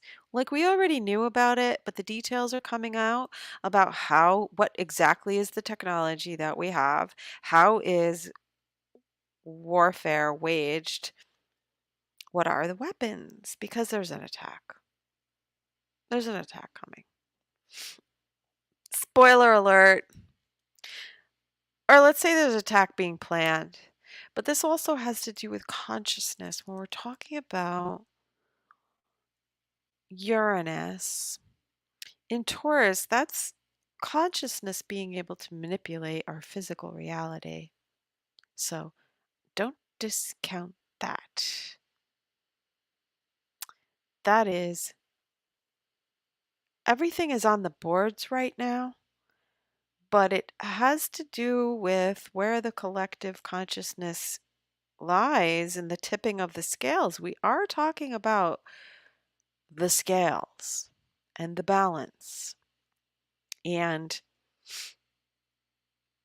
we do have the power, Pluto, if we can muster up the consciousness and the emotional linkage, which is the moon conjunct Pluto today, to tip the scales in our favor. Um, and that has to do with perspective and our beliefs. So if we can shift our belief and our perspective on how things are going to go and realize what our contribution and our power is in this situation, things can go very differently. We know what's planned, or we could see what's planned. But there are ways of counteracting that. There's always the the antidote to the snake bite. So let's look at it that way. Snake bite, that's very appropriate when we are dealing with Draco. Okay, Draco is a serpent. It's a dragon or a serpent. But then we're also going to be dealing with Ophiuchus soon. And Ophiuchus does have to do with um, cures and anti-venom, the antidote. So it's coming. It's definitely coming. And that could be technological. It could be um,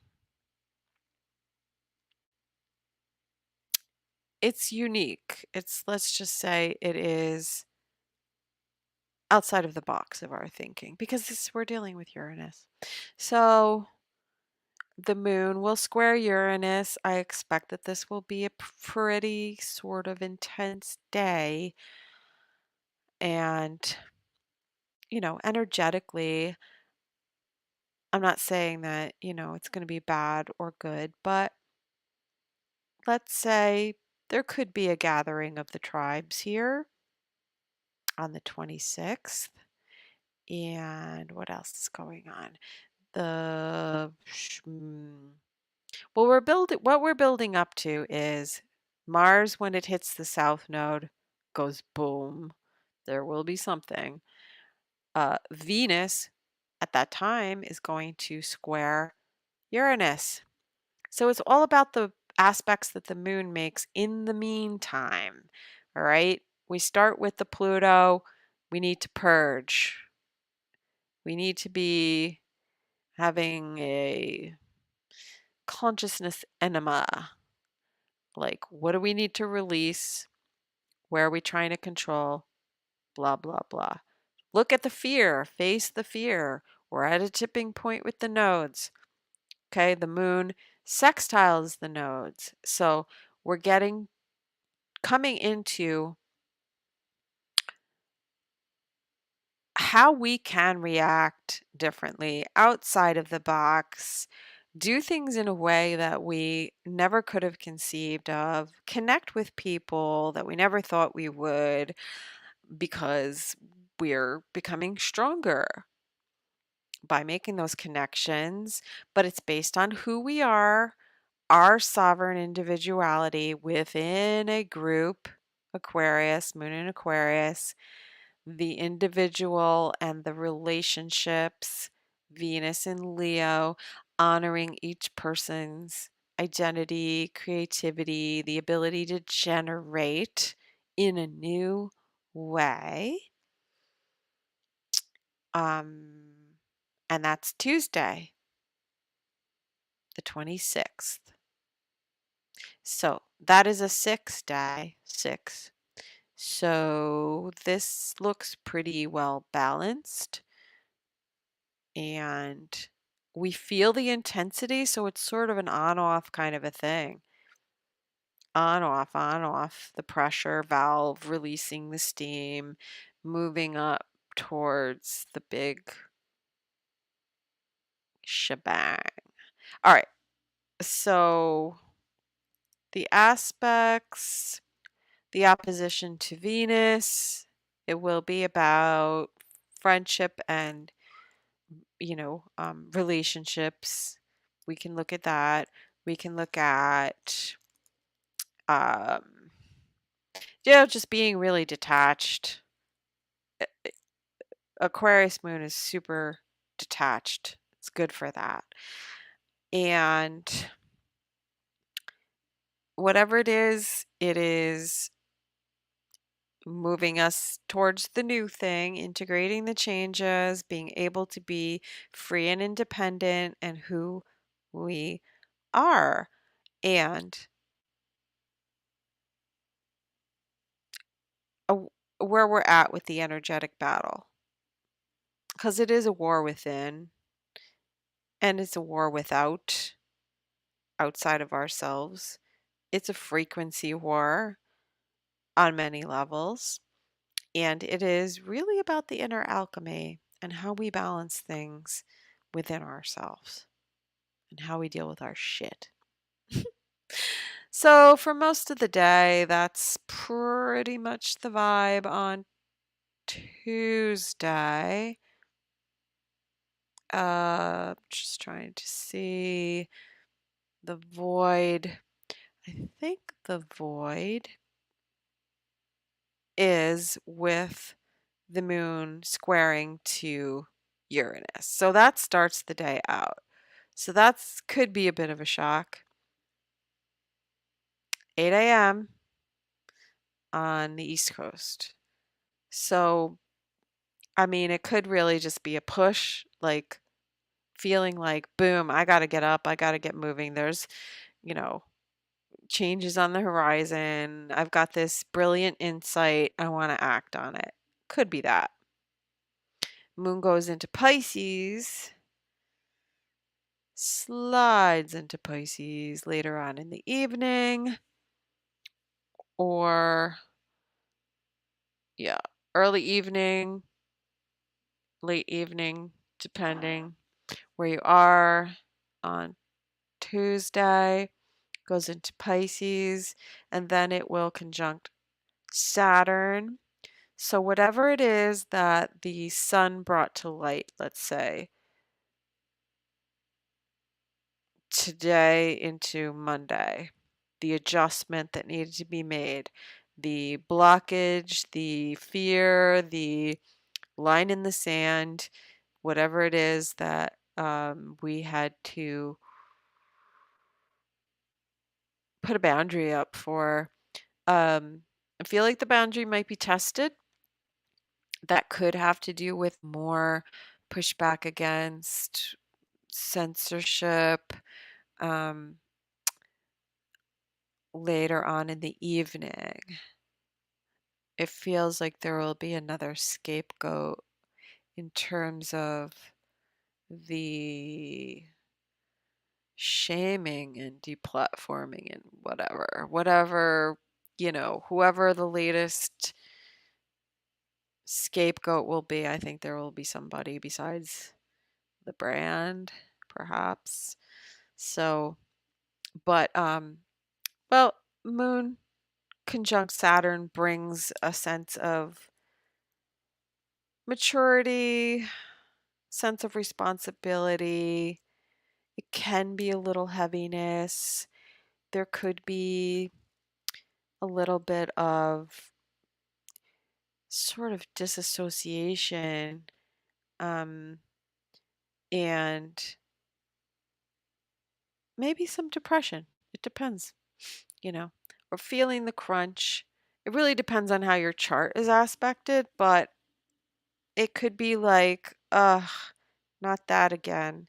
We're going back to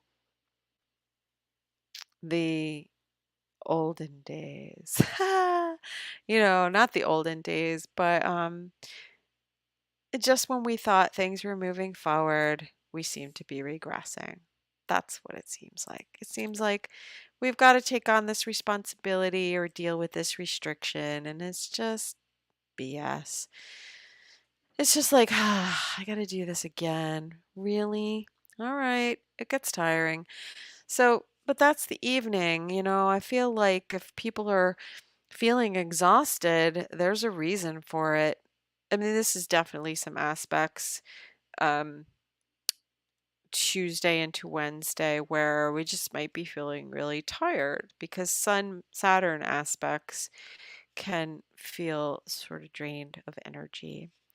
But it's just because maybe our adrenals have been on high alert, like leftover from this past week. Moving along into Wednesday, the moon is still in Pisces. It's a bit floaty, sensitive, escape prone. It is going to in conjunct the sun. I would really caution people about overextending themselves. If you feel run down, you do what you need to do to recharge yourself, whatever that is. And It's possible that on the 27th Wednesday, which is the 7, um, if we're feeling out of balance, maybe we're giving more to a situation to try to balance it, and we need to withdraw our energy and take some time for ourselves. Some people could be just, so run down that they're getting sick. If they haven't, I mean, this is the season. We've gone through, when we go through transits opposing Neptune through Virgo, we're dealing with the immune system, the breaching of the barrier, the invasion of pathogens, and when the system is low, um, it's hard to fight those things off. So, I know there's a lot circulating out there about other illnesses that are coming up. So there's a lot of fear. We need to stay out of that fear because that will erode the the barrier that our immune system represents. And so the moon in Pisces, definitely protect yourself energetically, emotionally.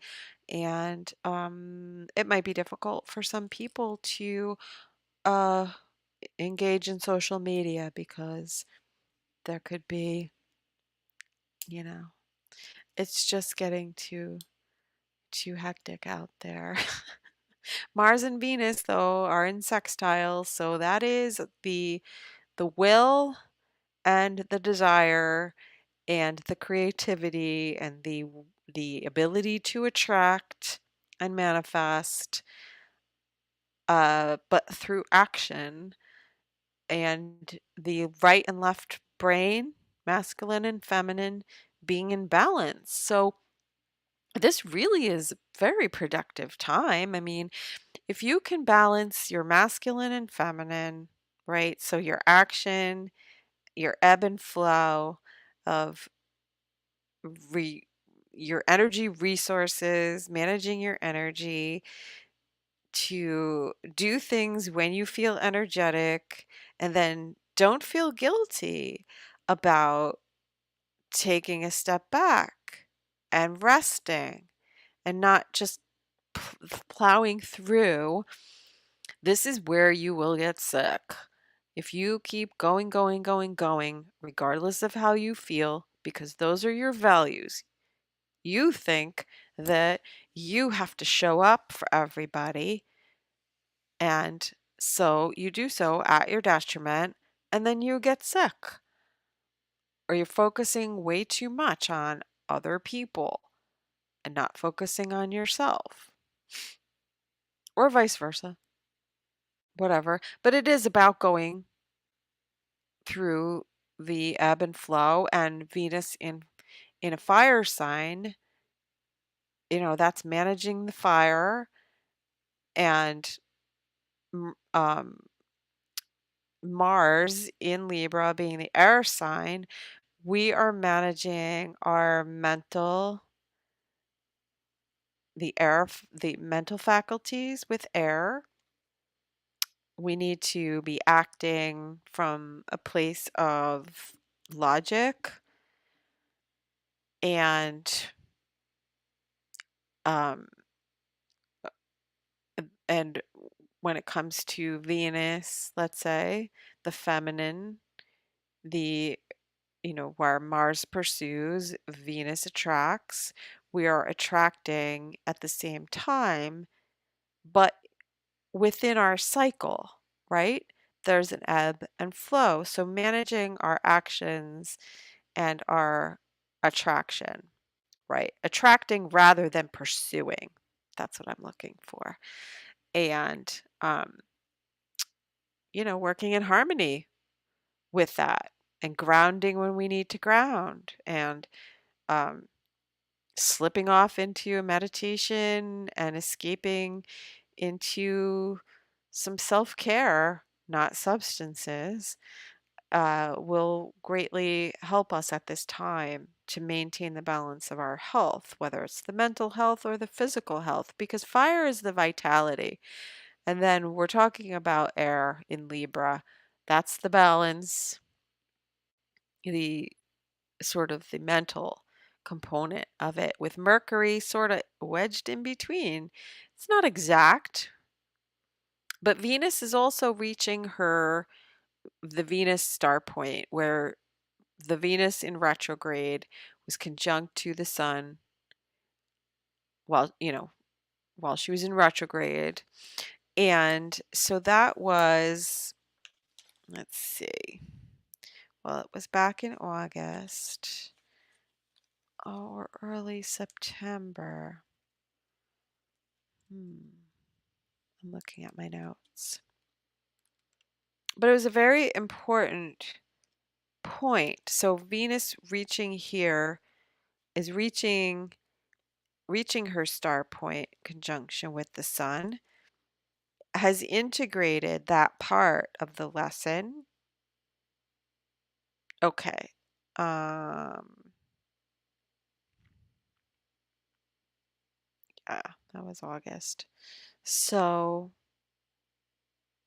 it's a level of completion. Okay, there's a part of the initiation of Venus and through her retrograde that we're reaching a level of mastery and we're ready for the breakthrough. This would be strange and odd occurrences and ways of manipulating physical reality that we haven't seen before. So pay attention to that. And so that's the 27th, and that is Wednesday. Moon in Pisces. I say hang back, don't push it, nurture yourself, do creative things, be kind, compassionate. Um, yeah, with the moon and Saturn and in conjunct to the sun, there's just some things that are coming up around this time that need to be processed. 27th, moon is in Pisces all day, and not really making, after the conjunction to Saturn, early overnight, early morning, it's just a seriousness, a sobriety, a need to focus within and integrate some emotions and connect to the more spirit side of life rather than the physical. And that's how we create balance. That's really the lesson of this time. The balance can be thrown off very easily at this time. Mental, emotional, physical, spiritual. We could be thrown off balance and go into a spiral. So I would warn against that. All right.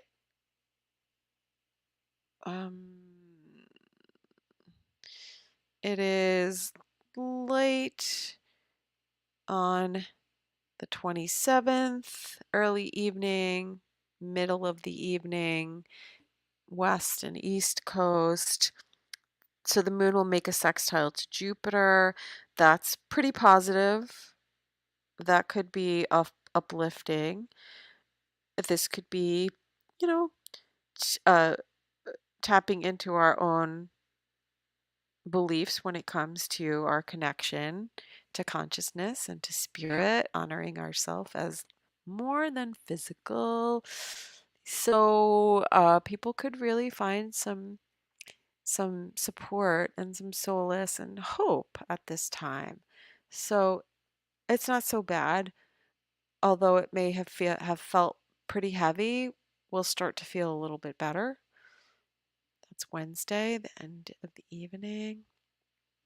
So the 28th, moon is still in Pisces. It is going to oppose overnight, 27th into the 28th, let's say. It's going to oppose Mercury. So there is some sort of reality versus fantasy illusion thing going on here. Um, the mental processing going on. There is intuition, perhaps dreams, and a sense of, is it just a dream or is it reality? Or are the dreams that are coming, are they coming from fear, deep in our shadow, and is it our psyche that is creating these images? Are they potentialities, or are they a definite reality? Reality is very malleable at this time. I think that's what we are really about to find out. The moon overnight moves into a sextile to Uranus, so there is some sort of interesting changes going on when we wake up on the 28th. And let's see, the 28th is, hmm, that's the 8.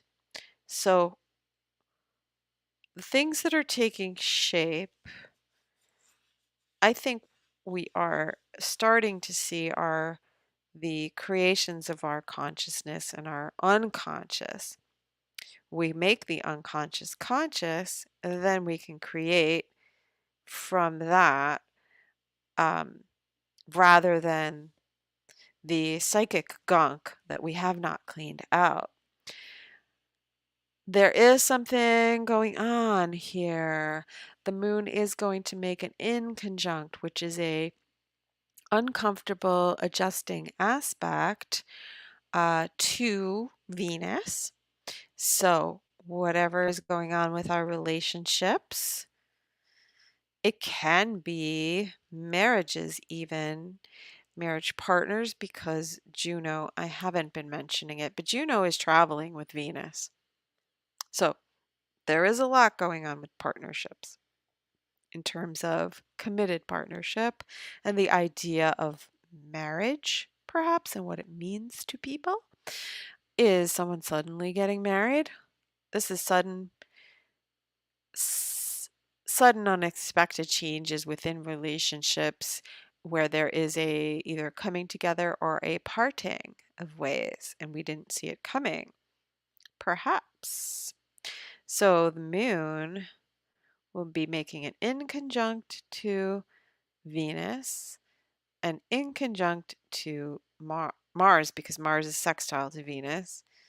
So the midpoint opposite would be the apex, which is called a finger of God or a yod, and the apex being the moon. So it's a slow moving aspect, but if it is a planet or a point in your chart, you may be feeling sort of in the crosshairs in some way, or as a result of the action of Venus and Mars, um, feeling like there's some information that perhaps could be shocking or you didn't see it coming. If you haven't been paying attention to Neptune, that's what it all boils down to. But watch what comes on this day, because what is building here, remember, and this is Thursday, what's building towards the weekend is Mars coming to the South Node, which is, I think, early next week, um, like the week after. And Venus will still be in sextile. She will be at her point here where she went retrograde, close to it. and the apex will be Neptune. So there's some sort of big delusion or deception or lies, but it could be also a dream come true. It all depends on what side of the coin this falls on for you. But you will get hints around that time when the moon is aspecting the sun, and not just the moon, but the sun aspected Neptune. What do we see coming? What do we intuit? What do we feel? Or what are we dreaming of? Daydreaming or dreaming of? Because we are creating even when we are daydreaming. So perhaps the knowledge that we can manipulate physical reality and create our own illusion, which becomes physical manifestation with this moon sextile to Uranus. Also, again, the dreams may be ramped up pretty significantly. You could be dreaming about,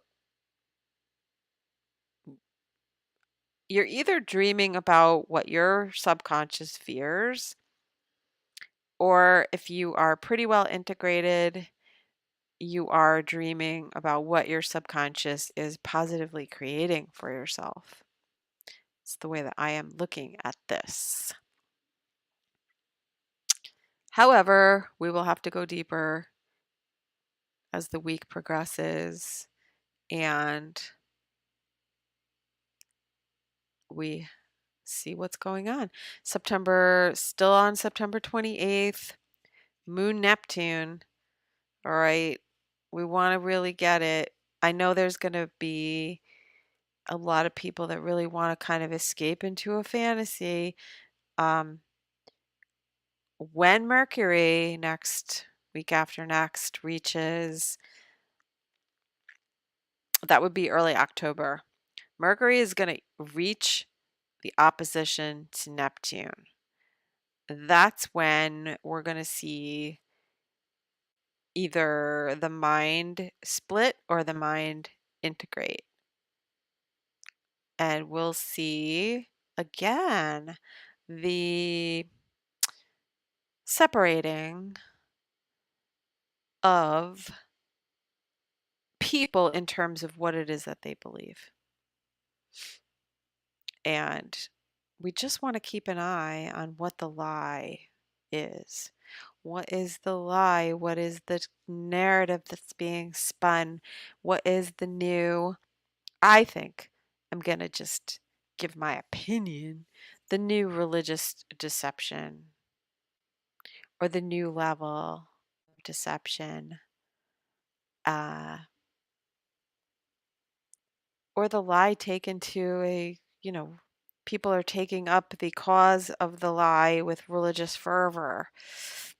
You can apply that however you want to, but it is related to the Venus retrograde. The Venus retrograde was the conception, the Immaculate Conception. We're seeing the birth of the baby. And, some people's babies are going to be beautiful and some people's babies are going to be a little distorted. So we'll see. You know what? It's not either or. It's everything all at once. But you decide where you're at with it. Like, are you going to stay in denial of the situation and how it's changing and how we need to change? We need to change our perspective. And are we going to sit here and just observe the news and the mainstream and say, "Oh my God, look, oh, everything is chaotic," because it is chaotic. Magic is chaos. How do you want to work it? Are you going to sit there and chicken little it? Are you going to chicken little it? Are you going to face your fears, or are you going to be overcome by your fears? Are you going to go into escapism? Are you going to fall back on religious beliefs?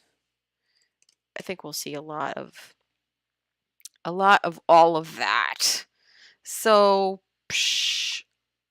increase in mental health issues. 27th into the 28th with that moon going through Pisces and opposing um, Mercury in Virgo. Virgo is health, but Mercury is mental. So Renfields will be Renfielding. And, you know, I think there's definitely a potential for people to get triggered emotionally over those days, over the week, obviously, because it's just ripe for that. But again, remember, it's perspective. It's all perspective. Um, we're moving up to the full moon, and the moon is gonna kind of go into shock and delusion. Oh, the 28th, it looks crazy. Uh, I don't know. You know, I listen to a lot of people who, I look at things through astrology, but there's many other ways to look at things, whether it's Cliff High and his Webbot or the remote viewing stuff, which I find really better and more reliable than, let's say, going to a tarot card reader on YouTube because I'm more practical.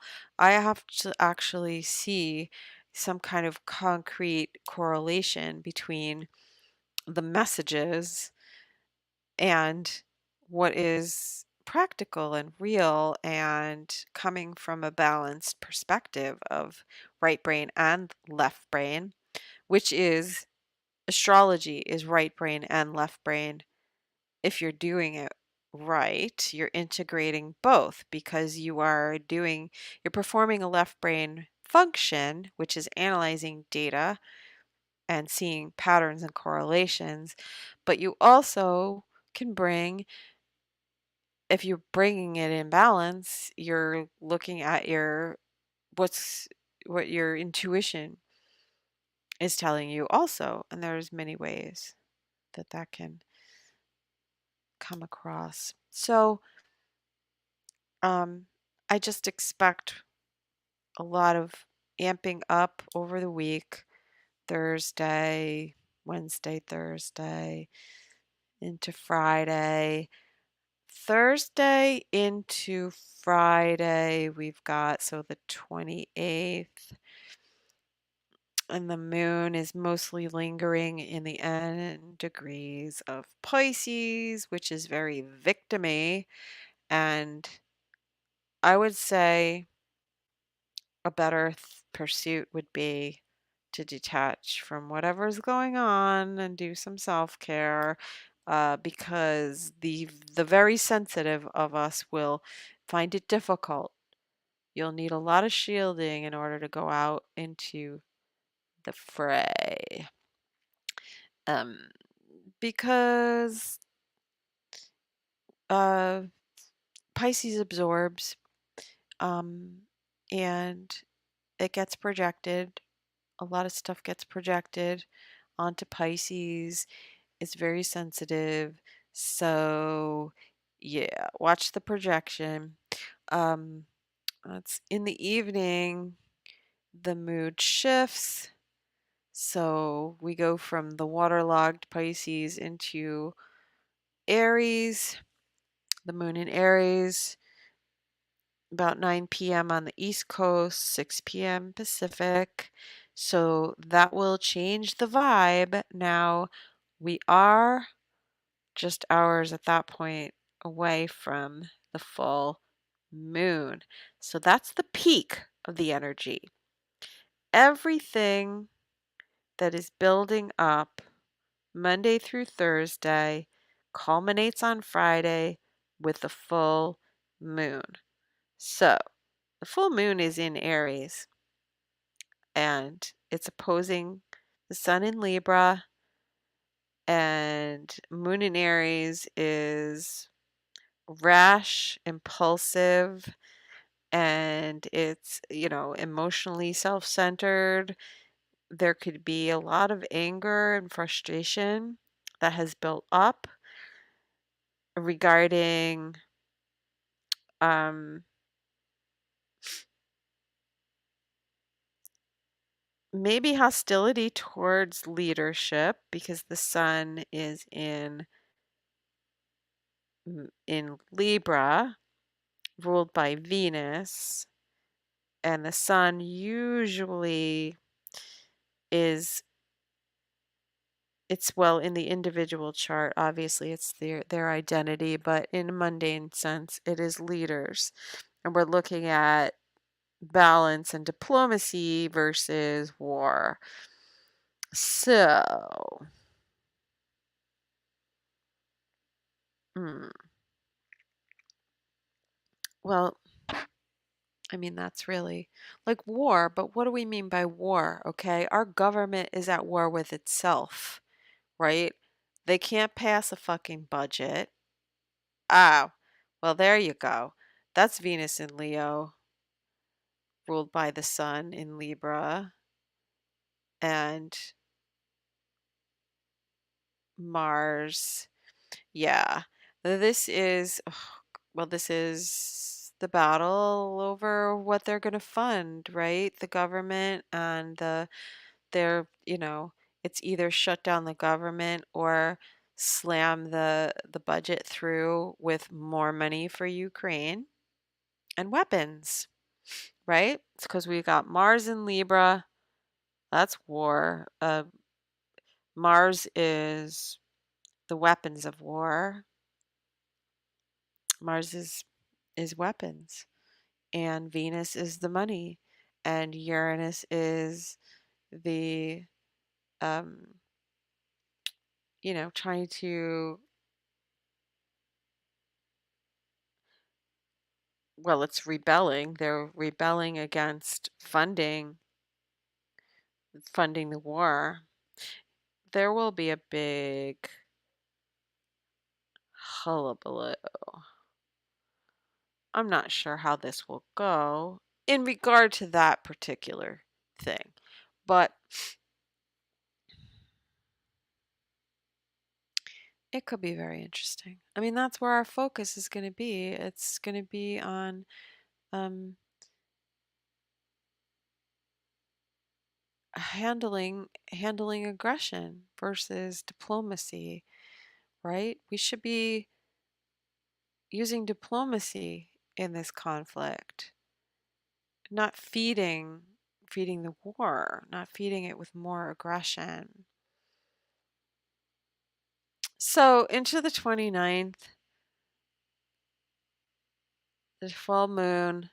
So the anger and the passion and I mean, it's not all angry, but with Mars and Venus, we have a lot of creative aspects right here, in pursuing our relationships, the kind of relationships that we want, and forging new ones and creating a balance where we are independent, separate but equal. You know, uh, Values are important, but it's more important to be a good person at the end of the day. Like, we can have differences philosophically, our values could be different, but as long as we have the common goal of honoring the individual, of respecting people, of not putting self above others, having a balance between what our needs are and what other people's needs are, having empathy and kindness, um, to have re- reciprocal relationships where there's a give and take, where both parties are equally represented. That's really what this boils down to. You know, um, it's kind of like, well, let's balance the scales here, or I might as well be alone. Because Aries moon, in my opinion, is kind of looking at it like I am all I need. I'm okay by myself. I want somebody who is going to add value to my life and not, not take more than they give. Um, and I'm okay, being okay with yourself. To say, I'm okay with me. I'm okay to be alone. It's better to be alone than to be with somebody where your values conflict to the point where they think it's okay to inflict harm on you because they're not valuing you. Okay? If you don't value you, then they're not going to value you. So, we'll see how this all pans out. And that's, Thursday into Friday up to the full moon. It's going to be kind of intense.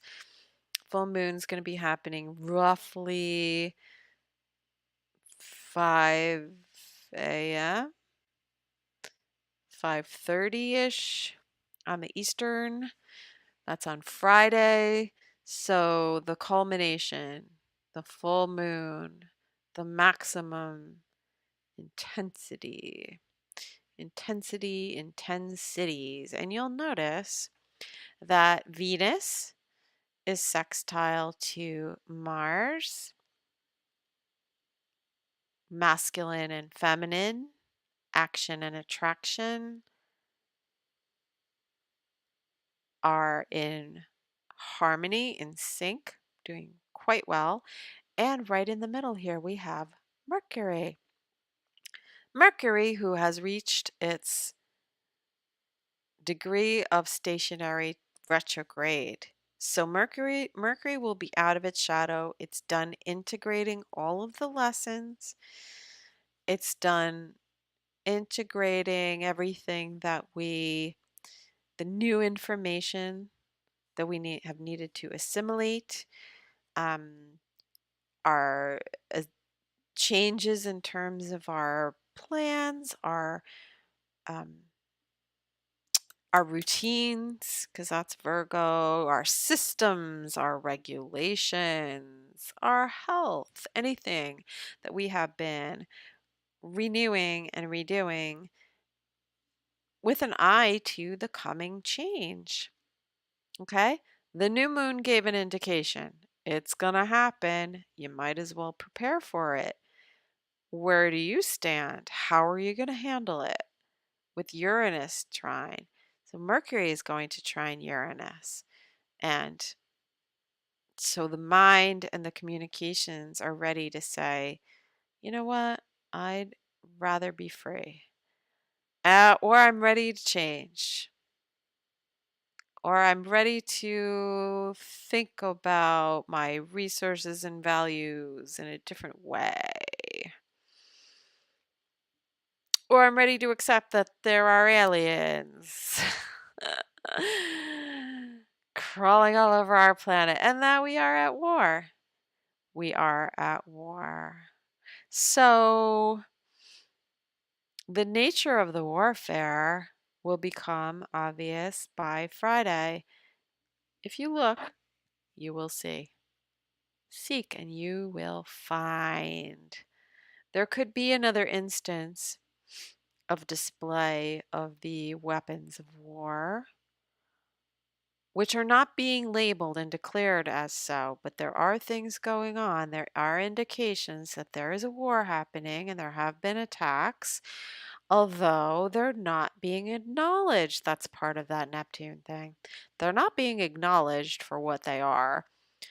But there's another lie that's going to be slipped in there. Let's see what comes up. I'm very excited to find out. So that's really the big thing by Friday. We've got the full moon, very heightened emotions. We could be very impatient or just, over it and ready for something new.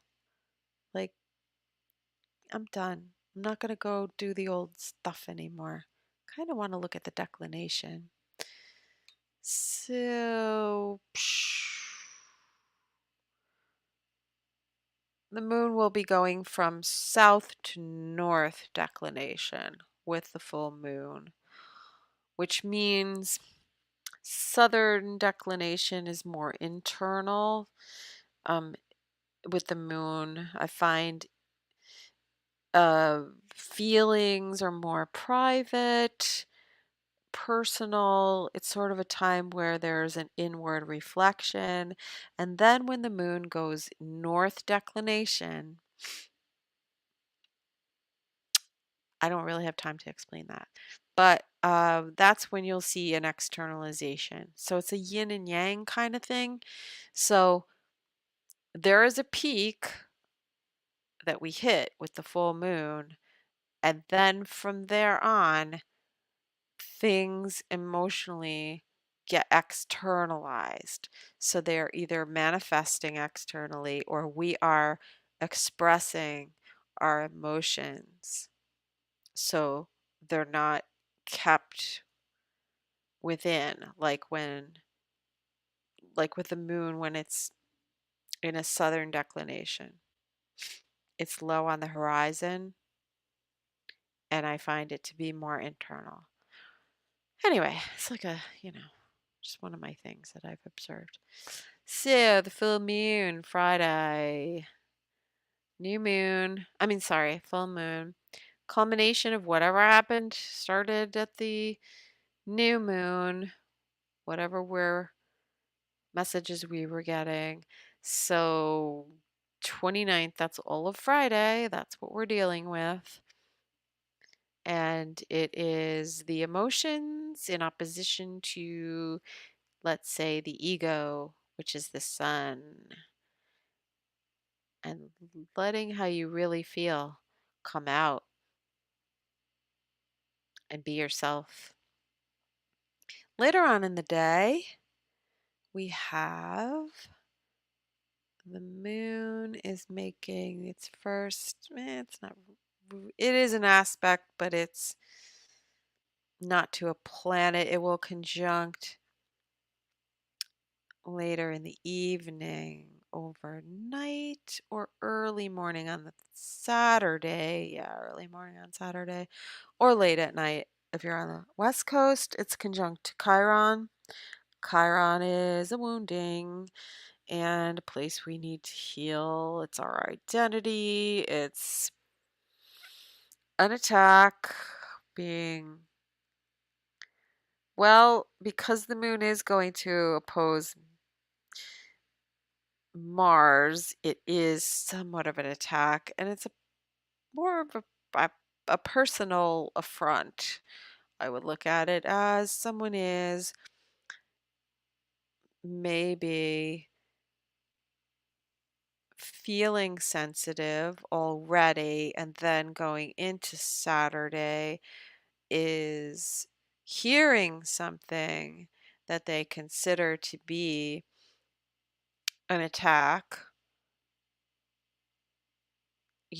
like them's fighting words, because the moon is in conjunct to Mercury in Virgo, which can be kind of judgy and critical. So taking something personal, maybe, or you could just have something come up regarding a relationship, an interaction with someone where you might be offended or you have to say something that is could be perceived as being critical or judgmental.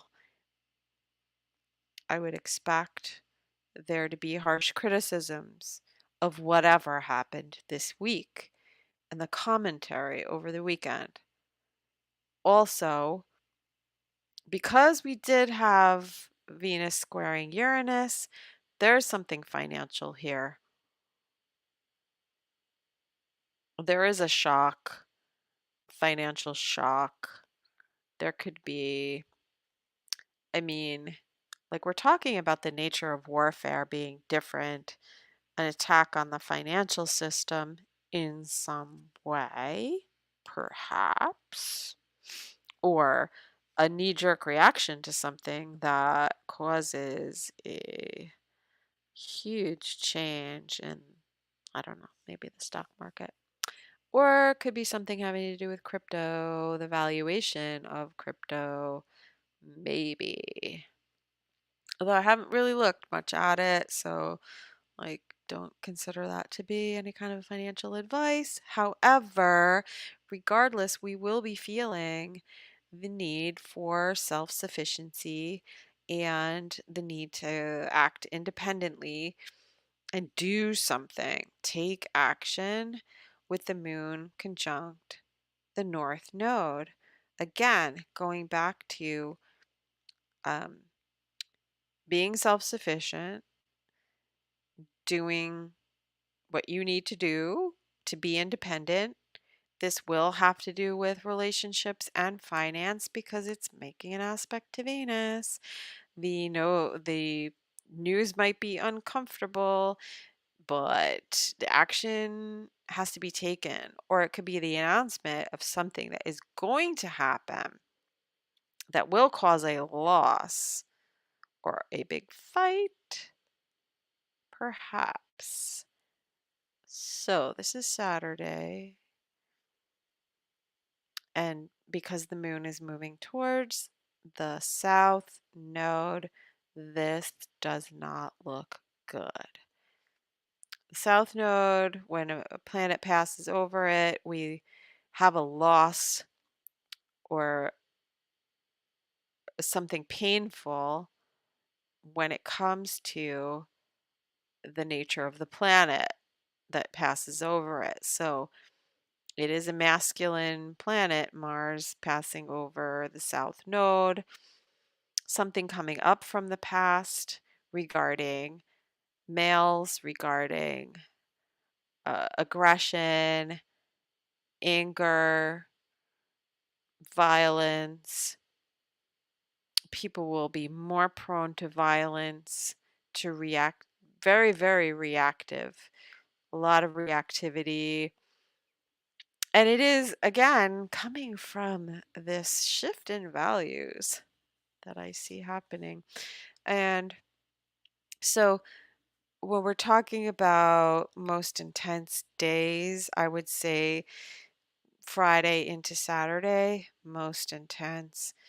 Today is, well, Pluto squaring the nodes. We're feeling it on the internal level, especially with the moon being southern in declination. It's coming from an internal sense of knowing, which can create fear. But um, there's sort of a crossing of the threshold here because the time for thinking and gathering information is past with Mercury out of its shadow. Mercury is aligning with Uranus. That's like the strange, weird, unusual stuff that has been coming with the new moons. Um, you know, if you think things are weird, they're going to get weirder, much weirder.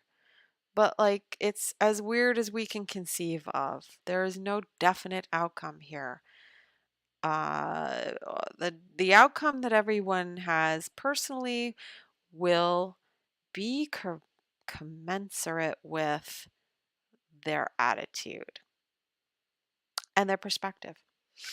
So the release point comes Sunday into Monday. Whatever happens by the end of the week, we're processing it over the weekend and reacting to it, getting angry, wanting to react. Mars is going to in conjunct Uranus. That is weird. There's just weirdness. Um, weirdness. It could be also like cyber attacks because it is Uranus. It could be hacking and it could be technological. It could be, I don't know, it could get weird for crypto, but I'm just not sure. Like it could go either way, and I haven't really looked at, I feel, but I have not done sufficient research. But I do feel that this is where Bitcoin and crypto really starts to skyrocket unusually high. Perhaps. Maybe. Don't take that as investment advice. I mean, it could be good and it could be bad. I mean, there could be a crypto exchange going belly up. So there's that too. So use your own discernment. So into Saturday night, the moon is still in Aries. It is still dealing with the Mars aspects, the Venus aspects, and it squares to Pluto. Like, this is the manifestation of our fears, or this is the point where, I've had enough. I'm not going to be afraid. I'm just going to act, or I'm going to rebel. I'm just not going to follow that program. That's what I really see coming after the full moon, where it's like, all right, you know what? Nothing makes sense anymore. The rules don't make sense to follow them. The rules of physical reality are bending. And so Pluto, square to Pluto, it's like, all right, I got the power. Eat or be eaten. That's my thought. So it's later on in the evening, Saturday, the moon goes into Taurus. That calms things down. Moon always stabilizes things in Taurus, especially this is by Saturday night. We've integrated, we've blown up, we've set our piece, whatever it is, we're calming down. The moon makes a sextile late in the evening or early evening, depending where you are, Saturday night. Okay, we've got a handle on reality. We've got a grip. We know what we want to do. We know where we stand. We know where the glass ceiling is. The moon is sextiling to Saturn, and that's just, coming to terms with things and knowing what you need to do and being mature about it, taking responsibility, being accountable, setting boundaries. Um, if it's in terms of finances, it's sticking to your budget, spending less money, saving more, making more, working harder. And also, have a little faith because everyone has their own economy, in my opinion. Um, so late Saturday night, October 1st, where are we at? Sun, all right, that's early. That's too early. Moon is in Taurus all day. We wake up with a Taurus moon. It wants to move slow. It wants a little comfort. It wants to invest in a home and family and security.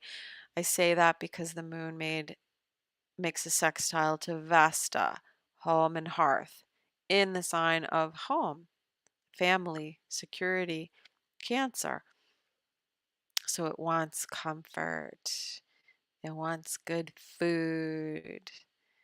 It's also thinking about how to get those sensual needs met, um, and how to feed itself. Like, how are we going to keep a level of existence that satisfies our basic wants and needs? How are we going to do that? we're kind of focused on that, but it really, I think we're just exhausted and we just need a break and we need things to move slow. And that's a great thing. It's a great gift of the Taurus moon after all that action. But we do get an inconjunct, an adjustment to the sun, realizing that there is a rebalancing happening. Then we do have to have a strategy with our relationships and keeping things in balance. And maybe we focus too much on the me. Maybe the blowout on Friday was all about the me and selfish, but we're kind of needing to come back to the we.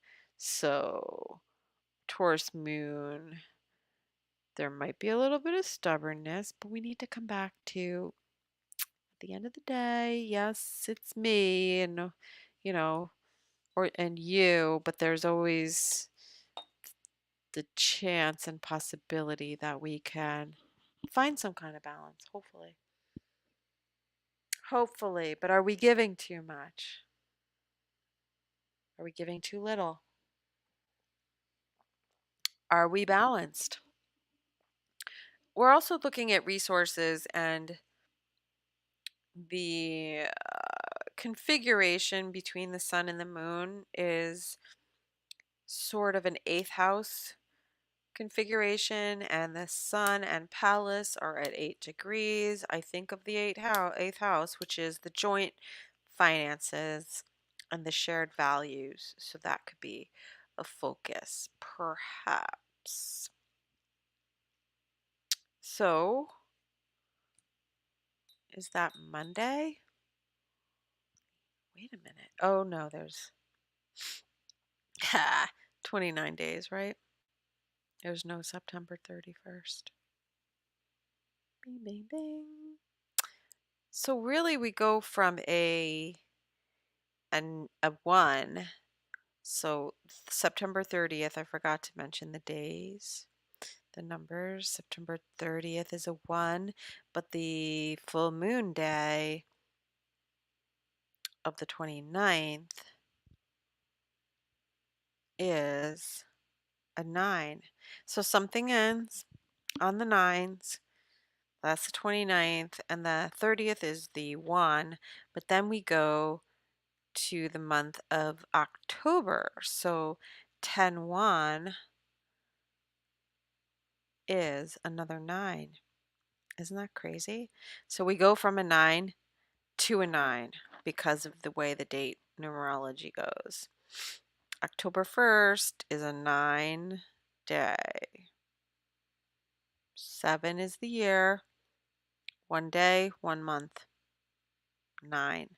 So it's a 9/9. There's a double ending here. Crazy. So perhaps the moon transit through by Sunday, transit through Taurus. I mean, is it an end of a way of life? Is it at the end that we sense that is coming? I don't think it's here yet, but we're maybe focused on the end of our monetary system and the way we exchange value. And it's making me think of like when they actually use scales for weights, weights and measures for exchange at the market with the sun in Libra. I'm going to have to go more into the stars and what's going on with the asteroids to really go deeper. But I took a long time today. I'm sorry if you had to suffer through 3 hours of me. There's one listener that's probably the elf, and he's probably asleep in his recliner with cookie crumbs in his beard. But thank you. At least I have one. I have one listener. It's cool. Uh, it was a long one. And so take it in bite-sized pieces. I haven't been on all week, and there was so much on my brain that I wanted to share, so much going on that I felt it was worth doing the first one whole hour as the recap. And I still haven't managed to get my 2 hour weekly show down to an hour, but I'm working on that. Anyway, I got to organize my brain better. And I fully expect that that will be happening with Mercury moving out of shadow and making that beautiful trine to Uranus, because that's the lower mind and the higher mind. I expect genius level insights to be coming through around the 29th and the 20, I mean, the 29th and the 30th, really with the full moon. The 28th, the 29th, and the 30th. So, change in circumstances, change in values, change in what things are worth or what people are worth, or I just don't. I just see like I don't know. Well, the Mercury aspecting to your Uranus. I mean, it's in earth signs, so it's physical manifestation. I mean, the way it's coming through is physically, whatever it is, this brilliant insight of how to change and shift the physical reality. It could just happen out of the blue, but it is a result of whatever we've been chewing on during the Mercury retrograde because we've been digesting. That is so Virgo. We've been assimilating, we've been absorbing, and whatever whatever you've been exposing yourself to in terms of information and learning, or by osmosis even, uh, I just think that, I mean, we're not in Kansas anymore. Things are different. And so people are reacting differently based on that change, for good or not so good. Oh, it'll be everything. You'll see everything. It's not good or bad. It's a matter of perspective. It's a matter of where you're coming from, your values, your perspective, how you see things, which is based on our values, which is um, shaped by our experiences, environmental, nature, and nurture. But I expect that it's going to be weird and wonderful. And I don't know, I'm not really seeing anything bad. I just, like, I could really see it as negative. Like, I see what the negative things are. But you know what? I don't really concern myself. I see it and I go about my business because I am creating my own things. And it really doesn't matter in the long run because whatever it is, it's going to happen regardless.